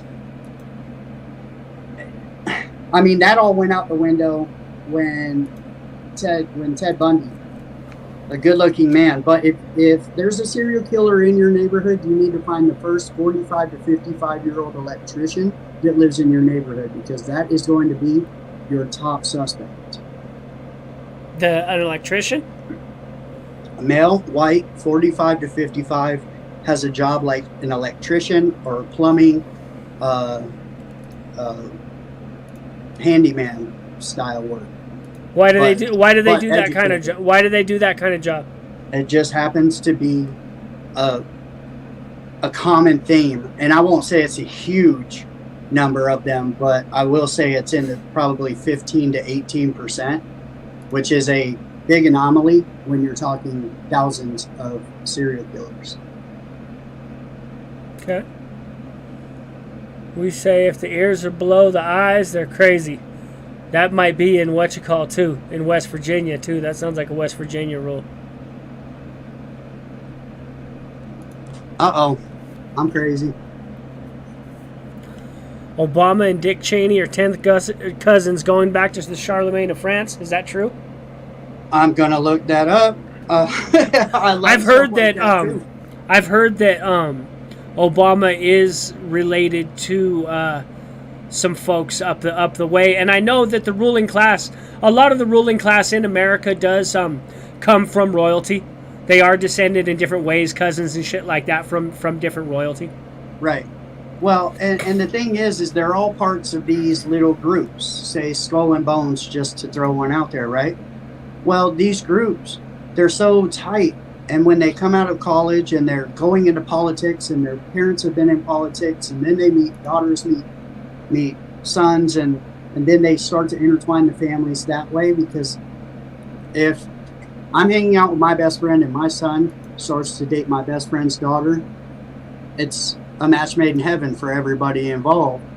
And then their son is now passing on that same gene, and it's like the Bushes, not so much the Clintons really, but the Kennedys. You know, you have these certain families, and they're all members of the same thing. And Clinton, for that matter, I believe is a Kennedy or a Rodham, which is a Kennedy. Well, like they're all the same. Well, no. Clinton's ticket is that he was brilliant. Clinton was amazing. Clinton was a Rhodes Scholar. There's only like 5 of those chosen every year. So he was on a short list. He was on a very short list of extremely, extremely brilliant individuals that they take out of the country and they take overseas, and you go to Rhodes College in England, and you go study over there because that's how brilliant you are. So as soon as you do that, as soon as you become a Rhodes Scholar, there's other ones too. Robert Reich. You'll see Robert Reich around a lot. He's actually a midget. He's a midget, but he's a brilliant man. He was one of the Rhodes Scholars at the same year that Bill Clinton was. And once you do that, once you become one of those, as long as you toe the line and do the things you're supposed to do, you're in. You're part of the elite. Robert Reich is still in the media. To this day, you'll see him all over the place. As long as you and I have been alive, because we are really close to the same age, there have only been 3 really good presidents. And we have seen how many? 8 now in our lifetime? We've seen 3, 4, 5. We've seen both Bushes, Clinton, Reagan, Obama, Trump, Biden. 7. Right? 7. 3 of them have been good. The rest have been trash. But they're all from the same pickings, bro. It's like Dick Cheney. Dick Cheney was in politics for so long, and I couldn't imagine a worse politician in the world than Dick Cheney. You know, like these, and he was a part of Nixon's party campaign and all of that. Well, a lot of these dudes, you got to realize, a lot of these dudes like him, ones that maybe aren't that eloquent at the mouth, or maybe they're not very good looking, right? Or maybe they shoot their opponent while they're out duck hunting. But they're really, really smart. You know what I mean? Yeah. They're really, really smart, and that's why they got, you know what I mean? Not everybody's a mouthpiece. If it's not your job to be a mouthpiece, don't be a mouthpiece. That's not what he was there for. He was there because he's a tactician. So why is Kamala Harris there?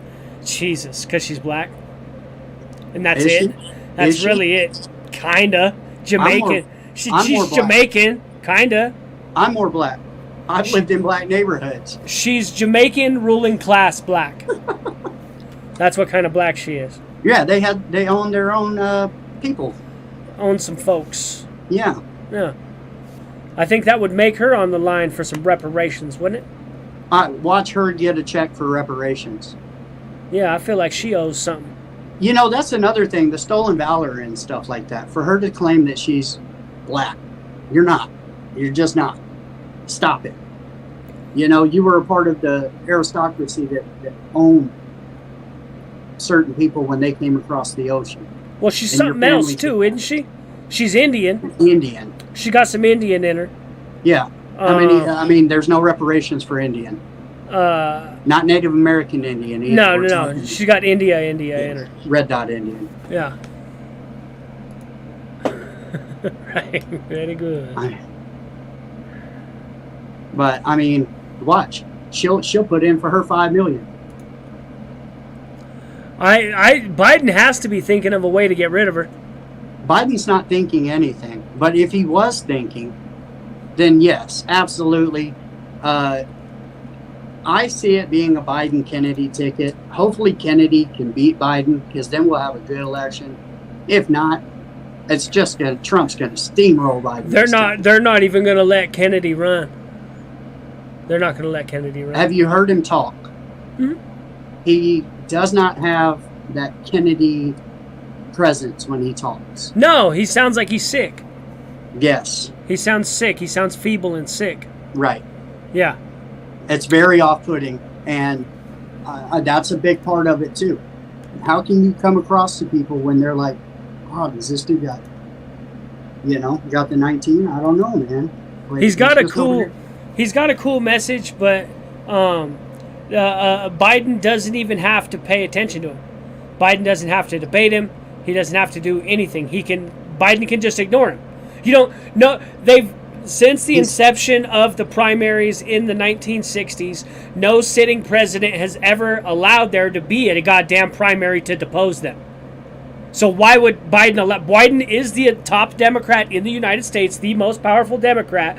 Why the hell would he even let them allow them to have a debate to depose him?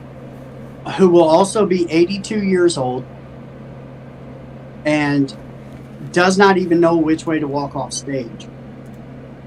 And they are so thirsty for power that they will use the name and likeness of an old, feeble, broken man so that they can stay in power. That's crazy. They'll put anybody in it. Halliburton, that's a fact. Dick Cheney is a savage. I wouldn't want to see that dude in a dark alley. You don't want no problems with him. No, you don't want no problems with that dude. That fool smoked somebody while they were duck hunting. Like, you shouldn't even be firing that, right? Like, you're up here. What are you doing? Oh, it was an accident. Accident? And got away with it, too. Huh. And then poor George W. I like George W. Look, I got little mini George W. over here in the corner. Lumberjack, correct, a lot of war crimes. They're all guilty of war crimes. And what's so stupid, but this is what's so stupid, is that nobody agrees. We don't sign up to the Hague, to the Hague's definition, the International Criminal Court. We don't care about it. So our definition of what war crimes are and their definition of what war crimes are two different things. They agree on some things, we agree on some things, some of the agreement overlaps. And so anybody can call anybody a war criminal at any given time. I can give you one example. White phosphorus. Okay, this is the rule with white phosphorus. You're not allowed to use white phosphorus against the population. You're not allowed to use it as a weapon. You're allowed to shoot it out of things so it illuminates the sky, so then you can advance on the enemy. But you're not allowed to use it to burn people up because it burns in the sky. It's like sodium or something like that, right? You're not allowed to use it to set people on fire, right? Okay, well, I got to eliminate the battlefield. I'm not going to drop it over my own troops. It's going over your troops. Right. So everybody who uses white phosphorus is now guilty of war crimes. The Americans use white phosphorus. All the American troops have used we use it all the time. We use it because it's fantastic it lights up. As soon as it hits the oxygen, it lights up and catches on fire. And it'll light up the whole night sky. Right? I mean, just the fact that we held war combatants for so long in Guantanamo, which we did, the fact that we caught Saddam, we didn't try him, although he was wanted by us for war crimes against the Kurds. We turned him over to his own people so his own people would do him in. So, hey, our hands are clean. We're not the ones who took him out. We just, in the interest of justice, wanted his people to say, get out of here. There's so many different things. Abu Ghraib, there's okay. Check this out. Let me tell you a story. I'll tell you a little story. There's a man named Muammar Gaddafi, And in 2000, I'm going to say in 2005. No, it was way before that. My father was his squadron killed Gaddafi's son in. No, Gaddafi died in 2010. No, but they killed his son. Oh. Yeah, Gaddafi. Yeah, no. Yeah. I think Yes, before. Gaddafi died in 2010. In the streets. And yes, in 2005, he went in front. 2005 or 2008, he went in front of the United Nations, and he demanded 5 billion euros. And this is an exact quote. He said, "Imagine if Europe was as black as Africa." He said that could be a reality. I am the only thing that keeps the African hordes out of Europe. And he demanded $5 billion. And by 2000, and then after that, announced plans to start his own currency backed by his own gold called the Afro, that you would be able to buy Libyan oil in. Within 24 months of announcing the Afro, he was dead. Right. Hillary Clinton, in the meantime, she said she threatened him a couple times. Basically was like that they were trying to figure out a way. I'll give her this. She did try some diplomatic stuff. She put some hands out there, but he was dead set on doing what he was going to do, and she destroyed that country. And White House Chief of Staff Ben Rhodes said explicitly, he said, Clinton is the chief architect of the invasion of Libya. Said Obama did not want to go in. This was Clinton's war. Right. Well, I mean, that's very true. But they've been trying to get Gaddafi, and then they let up on him. And that's why my father and the squadron he was with got all the medals, because they did a run on Gaddafi's place to get him and got his son. And that's where, like, BMF was saying, oh, your dad's pretty decorated for being in the Navy. Well, my dad was the lead mechanic, basically, for that squadron. Mm-hmm. And they were all over the Middle East, bombing the hell out of everything. Yeah. And that's why he's a decorated mechanic, which is weird. Yeah.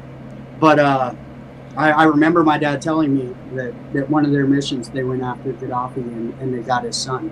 Yeah. Blew up the house. But so, and that was in the late 70s, early 80s. So, he was still. They've been after this guy. He was active military in the late 70s. He was Colonel Gaddafi. He was still active military. I believe that's whenever he took over. Was in the 70s. I mean, it was justice. 79. It was absolute justice what happened. His own people getting him and dragging him out into the street was absolute justice, because he was a tyrant. Well, yeah, but he's a tyrant in a land of what? Of tyranny. Yes, he's a tyrant in Africa, dog. Yeah. This isn't a bastion of liberal ideas. And the fact is, he was telling the truth whenever he said he was keeping the African hordes out of Europe. This is when, in 2010, late 2010, after Gaddafi was murdered, this is whenever the rise of slavery in Libya began again. He had outlawed slavery. He didn't like it, gotten rid of it. It had rose again, and this is whenever the migrant crisis started in Europe. This is, we see all the dead bodies that we've seen for the last decade over in Europe, all the stuff in London and in Germany, and all of these problems that we're having. And the subway and the buses and all of that, yeah. Well, Gaddafi wanted 5 billion euros to make that go away, and we destroyed his country. That's what he said. That's what he wanted. Do you think they'd pay the 5 billion now if they could go back? Possibly. That's a high number. Compared to millions of African immigrants immigrating into your country, mass immigration, how much did that cost? Do you think that cost over 5 billion? Let's say 2 million African immigrants. 2 million African immigrants in the last 10 years, or $5 billion up front. Do we know what the stance is on those immigrants from a nationalist standpoint over there? How did the French feel? How do the Spanish feel about these people coming in over their open borders and committing all of these different countries feel different ways. Spain is generally certain parts of Spain are very open, certain parts aren't. Depends on if you're in the separatist areas or not. France has its own problem with immigration. The reason why is because it colonized so much of the Muslim world that now the French have a social conscience, so they let all the Muslim people in, but whenever they come in, they stick them in ghettos, and then they tear the ghettos up, because that's what you do whenever you live in a ghetto. You know what I mean? So you end up with these cities around France that have nothing to. There's actually 2 trains in France. There's one that rides on the upper tier, and then there's one where you go down to the bottom tier. The bottom tier takes you out of the city. That's where all the immigrants are, and that's where all the browns ride the subway. And so, you know what I mean? All the lower class rides the subway, and that's because it takes them out to areas outside of the city, immigrant enclaves, ghettos, and stuff like that. And so the French have the same problem they've always had, is that they think they're better than everybody else, and they're kind of racist in general, and it applies to the immigrants they let in too. Italy is extremely, extremely racist. They're not happy about the black folks. Neither are the Greeks in general. Hungary and Turkey, no, Turkey has taken in an amazing amount of immigrants and should actually be thanked and given its flowers a lot more than it does, because it's taken in millions and millions of immigrants. But they're Muslim. Yes, and they're taking in taking them in Muslim immigrants. Yes. They've taken in millions of Muslims from Syria. Which is the way it should be. At least have the same ideals, and that doesn't work for America because we have the freedom of religion, and But I do believe that we have no business in the Middle East dealing with the Islamic people and telling them how to run their countries or what to do. And if we're going to go full on, take it all, and just do it. Just do it. Get all the oil, run the countries. Take everybody out that stands in your way, and just wreck the world. But stop taking us over there for these little mini missions that are costing lives, like Afghanistan, Iraq, Syria.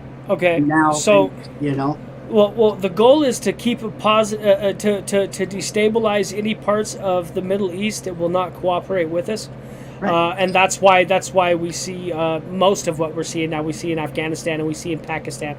Pakistan is falling apart as well because, Imran Khan, the Prime Minister Imran Khan, we had a certain relationship with him, but he ended up running afoul of his own military, and his military has actually deposed him, and it turned into a civil war. There's actually a civil war going on in Pakistan right now.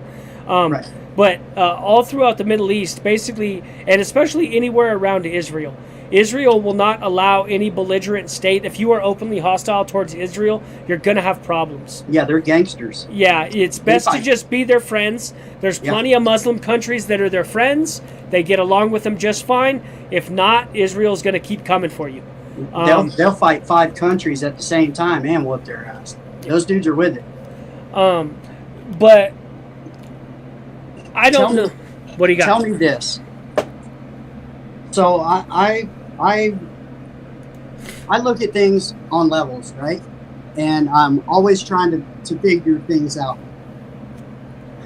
You have Afghanistan, you have Iraq. What sits in the middle of those 2 countries? You got Iraq and Iran. You've got Afghanistan. You've got Pakistan You've got here. Iran. That's the answer. Yeah, Iraq, Iran. Right? Mm-hmm. So they basically just destabilized and almost Americanized the 2 countries surrounding the one country that is on the brink or at a nuclear powerhouse in the Middle East. How many countries in the Middle East are nuclear powerhouses? You have India, Pakistan, and Israel, right? Israel doesn't admit to anything officially. Right, but Israel has no nuclear weapons officially. Israel rides with us. Israel is taken care of for sure. Just on an official, they've never admitted to having nuclear weapons. So out of those, we have loose alliances, which are broken on a small level, like Bin Laden hiding in Pakistan right next to their military college, basically, and stuff like that. But we're able to go to Pakistan. We could go to India. We're not on a bad level with them. Now you have Iran, who has started their nuclear program. Now, instead of taking on Iran and possibly bringing in the Russians, we just took both sides of Iran. and now we have the squeeze if we need it. And we've left equipment in both of those places Where to are be you able talking to about? set up shop. Iraq, and where are you talking about? Iraq and Afghanistan. We will, if we want You know that we left Afghanistan, I right? do, and I know that we left a lot of Humvees. And if we needed to go back to Afghanistan, we would take it in an instant and Mhm. have all of that equipment sitting around. Mhm. I'm telling you right now, that's putting the pinch on Iran. Okay, so here's the thing, is that Afghanistan is like having a bunch of crazy bikers that live next to you or Yeah, something you like can't that. fight. They're nuts. Yeah. They're out of Yeah. their mind. They're completely unpredictable. They attack their neighbors. They attack all of the. They attack every one of their neighbors. Afghanistan is actually a functioning nation of tribes. There's Tajiks and Pashtuns, and there's about 6 or 7 different major tribes. No, there's about, I think Right. there's 4 major tribes, but the thing is that they all kind of overlap with each other from region to region, and they Yeah, don't and they really. have warlords and all that. Yeah, I have and- a really big Yeah. understanding of that because my aunt married a Persian from Iran, Mhm. and he has broken down the countries around Iran and the wars that they've fought and all of that. So I think that they were surrounding Iran because to beat somebody, the best thing you can do is surround them.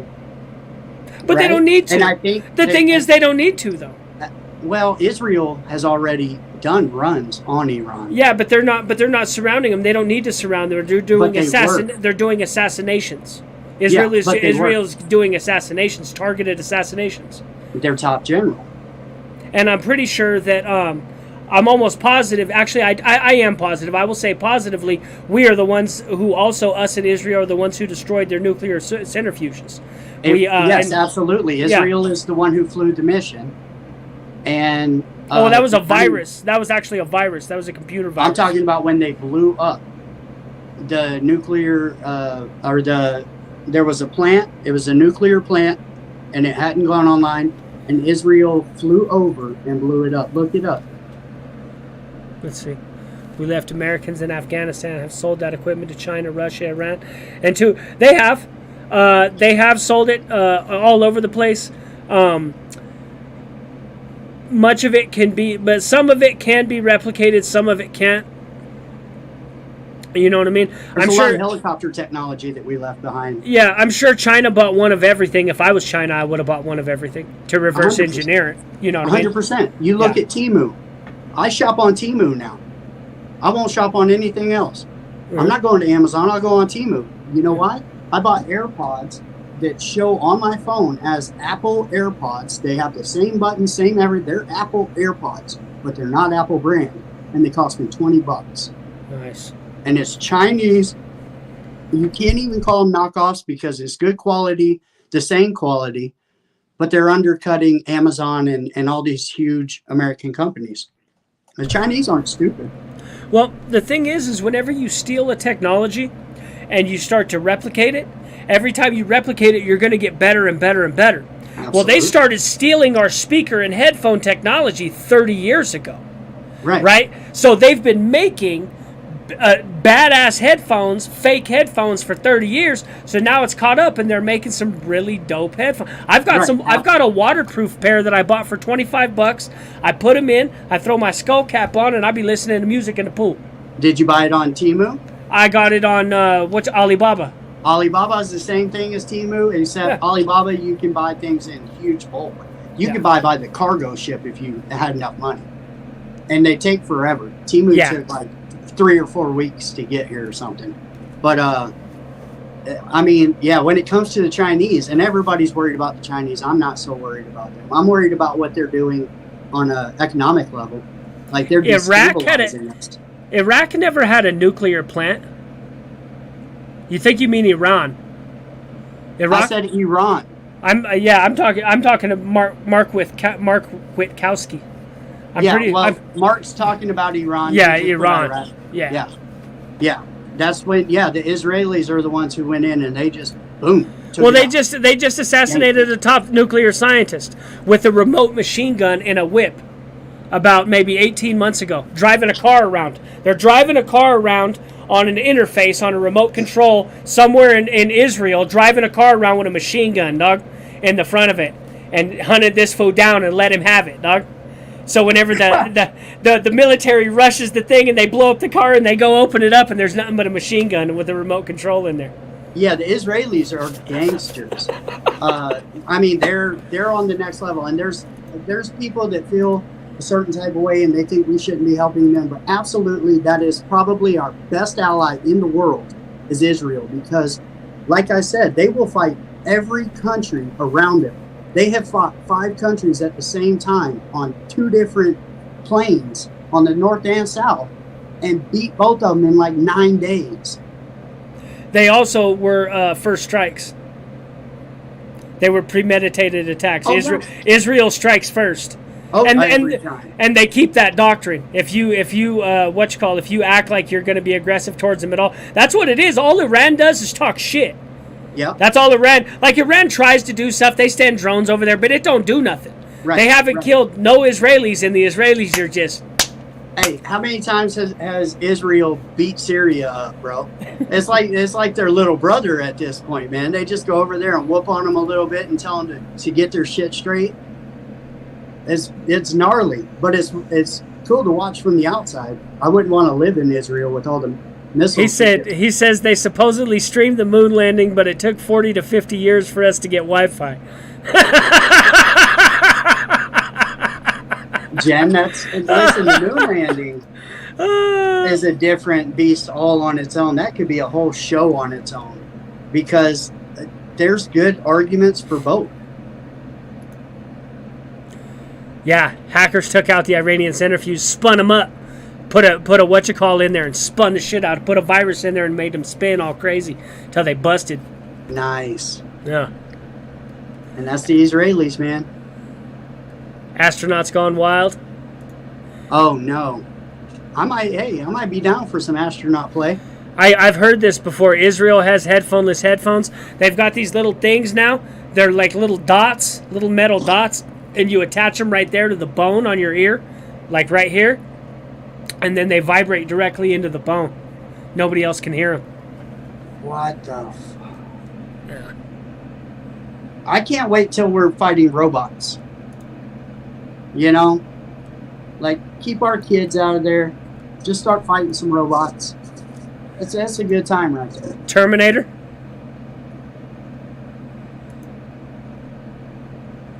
What I just talked about is in that book. I read a lot of books. You know who's big on a lot of this is Sunset. If you don't talk to Sunset in the background, you're missing out. Really? She's all into the weather manipulation and yeah.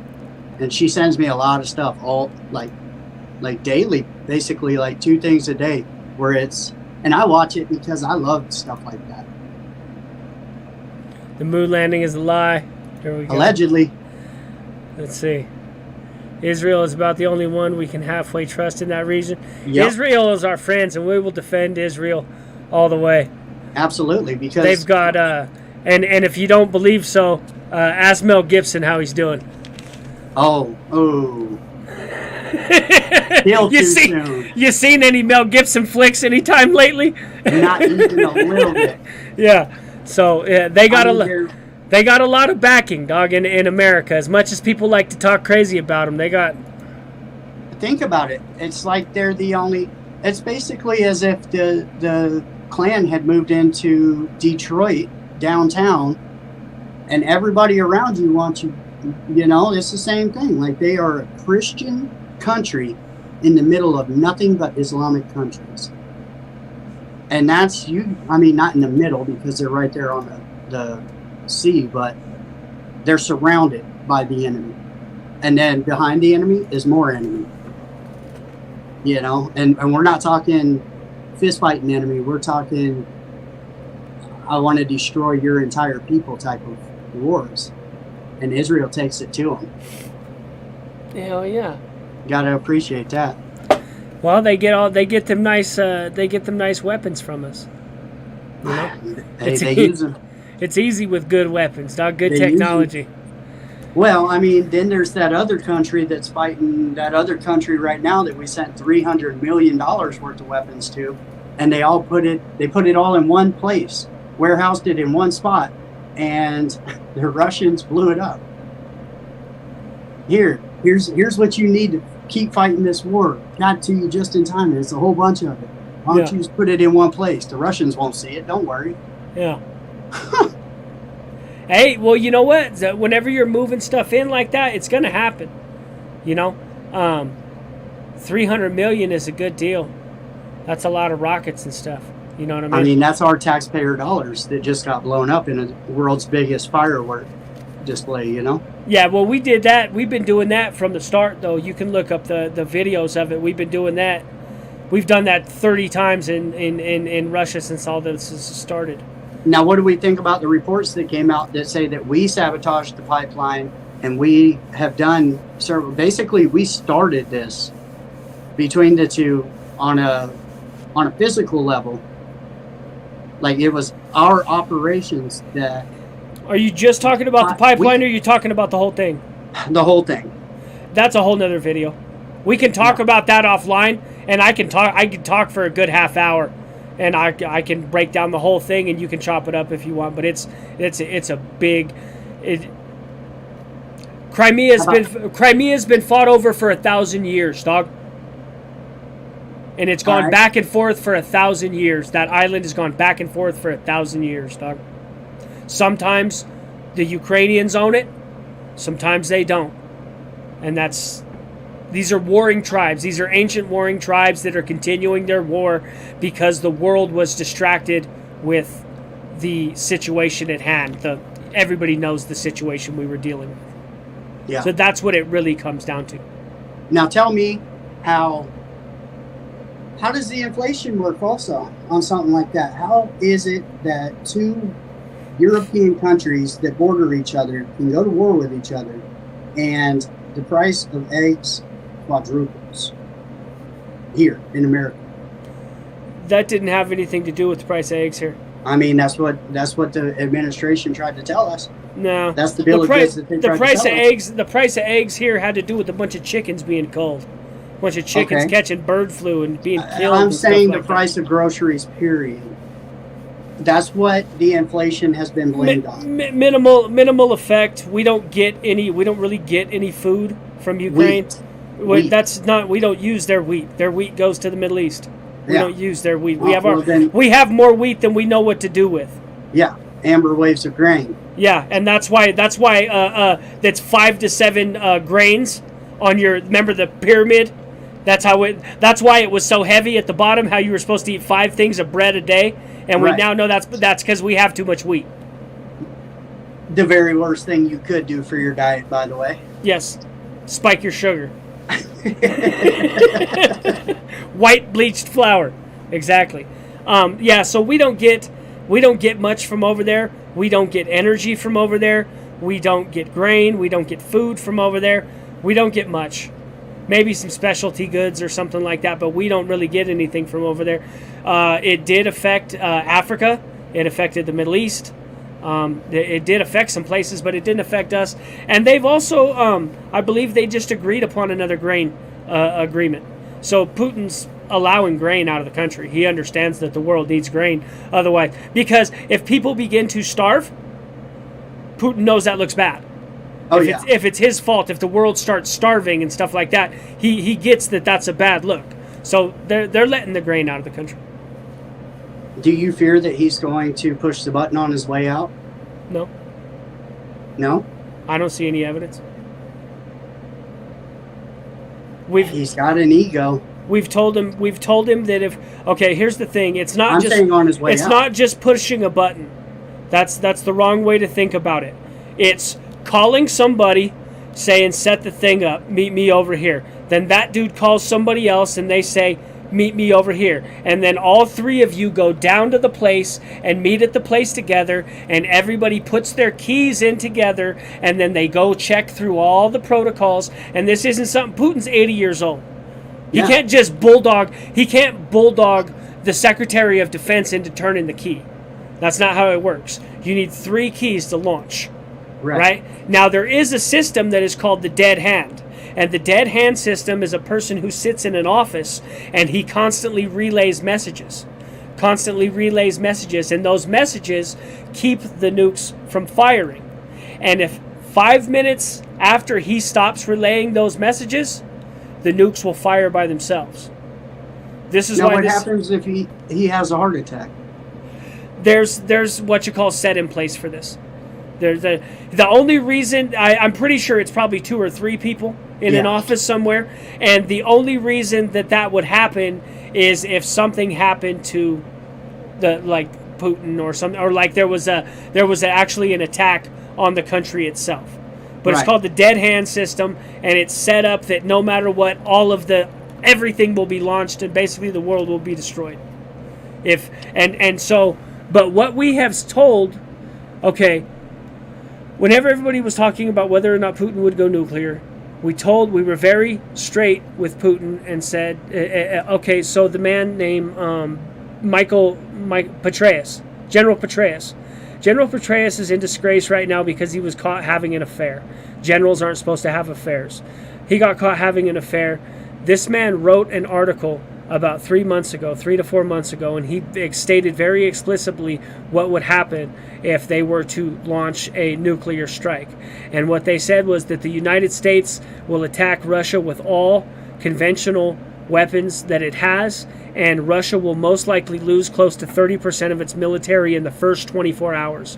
We will not use nuclear weapons against them because we don't need to. It just poisons the battlefield, and we have the conventional weapons to do what we want to do to Russia. So Russia now knows, Russia has been put on warning that if they go nuclear, they will deal with a military first strike from the United States of America, a conventional first strike. So it doesn't make any sense. It's like getting the heads with this dude. It's like getting the heads with some dude, and if you pull out them brass knuckles, all 5 of his homies are going to jump you. Right. You're going to keep the brass knuckles in your pocket. There's no reason. You can just keep going heads up. Right. And so that's why. So no, I don't think he will. I just feel like we have so much dirty stuff going on in the background, and we're fighting so many silent wars, and basically we're backing so many, and like you can't let Russia take Ukraine. You can't. But at the same time, this is all because we pushed up into the Ukraine and all the way up to the borders after we said that we wouldn't. And basically we're knocking on the doorstep of a madman and daring him to do something. Like, who said that we wouldn't? Fighting. Who said that we wouldn't? We did. No, we didn't. You don't have that in writing? We don't have it in writing. Okay. But it's always been understood that the UN would not push their policies into countries that border Russia. That would be like Russia putting its policies in Canada. They tried. They tried to take over Cuba.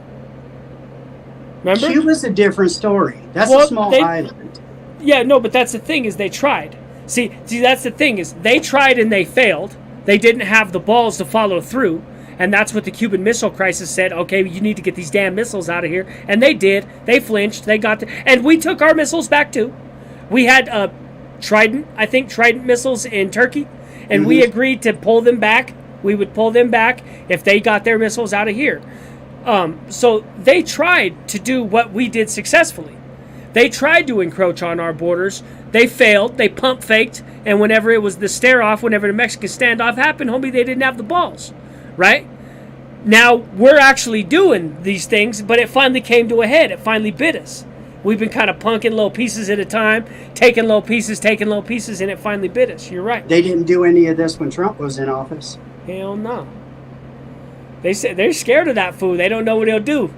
He's a knucklehead, bro. He went to the DMZ and walked across into North Korea with Kim Jong-un. Yeah. You are insane. That's where my brother's at right now. Do you know how bad you got to have your balls on tight to go walking across that? I bet you he'd go to Russia right now. I think so. If they elected him, he'd fly right over there. Right over there to talk to him. I bet you anything. You know? And he'd come to a good business agreement. That's what he's going to run on. I guarantee he's going to run on ending the war. I would. This war's costing us more than Afghanistan did in the beginning. That might even be my slogan. I might even put that as my slogan. You know what I mean? I'll end the war tomorrow. Something like that. Like he should really really press on that. Secretary of Press, Weavy, that's your opinion of sexual relations with aliens. Weavy's an equal opportunity. Anyway, I'm thinking I'm probably going to call it a night. Yeah. Because we've been on almost 2 hours. We've been on over 2 hours. Yeah, it's going to be a lot of editing for me this week. Yeah. When do you want to come back on and talk about all this? Because this is current stuff that I need your opinion on to help me,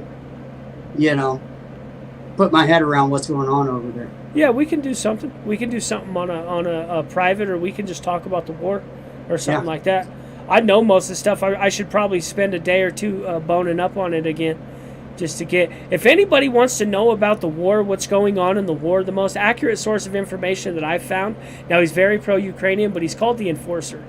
If anybody finds the Enforcer, the dude is like, he literally keeps track of the front line every day and moves it on a Google map and goes through, moves it, tells you about all the important battles that happened and where losses happened, and you know what I mean? I mean, but he's pro-Ukrainian, so he might have a Ukrainian slant too. He does, but he's been overwhelmingly accurate, no matter what. But he's very annoyingly pro-Ukrainian. He's kind of over the top. He has, a bunch of the Ukrainian soldiers know him now. He's that pro-Ukrainian. They come on his channel. He has Ukrainian soldiers on his channel all the time, no, he's very accurate, though. He's an honest dude. But yeah, let's do that. Give me a couple days to do that, and then we could either do it live or not. And then let's figure out what you want to do Wednesday. We'll keep going Wednesdays and Sundays. Okay. You know what I mean? And then even if we got the videos in the queue, you know what I mean? Keep building them up. I could probably all this stuff that went down on the other channels, you know what I'm saying, coming at me, is kind of taking my time away from me. Sure. I was already supposed to have had the first little part of my biker interview, or all those dudes up there done, and the first part of last week's done and put up. Yeah. But it doesn't take me much to edit it. Really, it takes me probably double the amount of time that the clip is. So if it's a 30 or 15 minute clip, it'll be a 30 minutes worth of work. Yeah. Basically, because I'm just cutting out coughs. Me and you have been really good about hitting our mics when we cough, things like that. So Mark says I'm wrong. Mark says that they bombed a nuclear power plant in Iraq in 1981. I didn't even know they had nuclear power. Mark, I guess maybe that's the one I'm thinking of then, because I remember in the 80s the Israelis flew across, and they flew so low that they would be under radar, and then they popped up, bombed the nuclear plant, and got out of town under radar again. It was hours of flying at 100 feet coming across. It was off of Maverick Top Gun type of stuff. Jennifer, Redacted is truthful to a point. I would say they don't really lie. They don't fabricate. They are certainly having a line and an agenda that they push. It's very much just contrarian to whoever's in power. And because of that, I can go on there and find what Joe Biden's done wrong every time. If Joe Biden does something wrong, I can turn on their channel and they'll tell me what he's done wrong. All right, so Redacted I need to subscribe to? Just take it with a pill and understand they got their spin, dog. It's a guy and his wife. He used to be a Fox News host. He worked on Fox News for years and then went independent with his wife. And they're great journalists. They're great journalists, but They gotta spin, man. They gotta Really spin. bad. They gotta Yeah. spin, dog. They gotta spin. I give him that. You know what I Yeah. mean? But at the same time, you know, Joe Biden sucks. So I get it. There's a lot there. I get it. Make yourself a channel and just talk about Sleepy Joe all the time. You'll get views. If somebody paid me to take Joe Biden's side on every issue that ever came along, right? And that's my job, and they pay me good money. I don't believe that I could do that. I don't believe that I could keep my face straight and like without doing tons of cuts, like my first videos, basically cut. You know, where I just don't think I could get through it without being like, Rick, what did you just say? Yeah. Like, even if you're trying to spin a left narrative for money, I don't think I could. My problem is that I think whenever I talk. So you actually get what's raw, what's coming out of my mind whenever I speak. Mm-hmm. And because of that, I can't make up stuff that I don't believe in. Right. You know what I mean? I can give you these thoughts because they're actually what I think, and they're the things that I know, and I can expound about the things that I know. But yeah, I mean, I guess if they gave me a script or something and said, read this nonsense and tell them about how transgender stuff is great, I guess I could, you know what I mean? I've thought about that too, like a little teleprompter type thing or something. I don't know. Yeah. I mean, I do try to take into account people's feelings when we're talking about certain stuff, especially like the, you know, LMNOP stuff. But at the same time, it's just the absurdity of it all. It's tiring. Anyway, my friends, yeah, he was too liberal for Fox. You're fine. He was too much. He does his thing, man. I'll give it to them. Shout out to him. I got to give him theirs, dog. I got to give them theirs. They're Redacted is overwhelmingly a good. They're a good journalist, but they got their spin. They're lying if they say they ain't got their spin. But anyway, my friends, thank you everybody for showing up on this week's episode, this Sunday episode of Culture War Vultures. I will see everybody Wednesday at 7 p.m. Mountain Standard Time, 9 p.m. Eastern. Me and Rick will both be back. We haven't even decided on what the topic will be yet, but I'm sure it will be something awesome. So yeah, we just let the news tell us. Yeah, we let you know. Maybe we should do something on the war. Maybe that might even be a good idea to do a small segment on the war, just on where it's at. Yeah. Right. So, all right, my friends. Later, everybody. Take it easy, guys.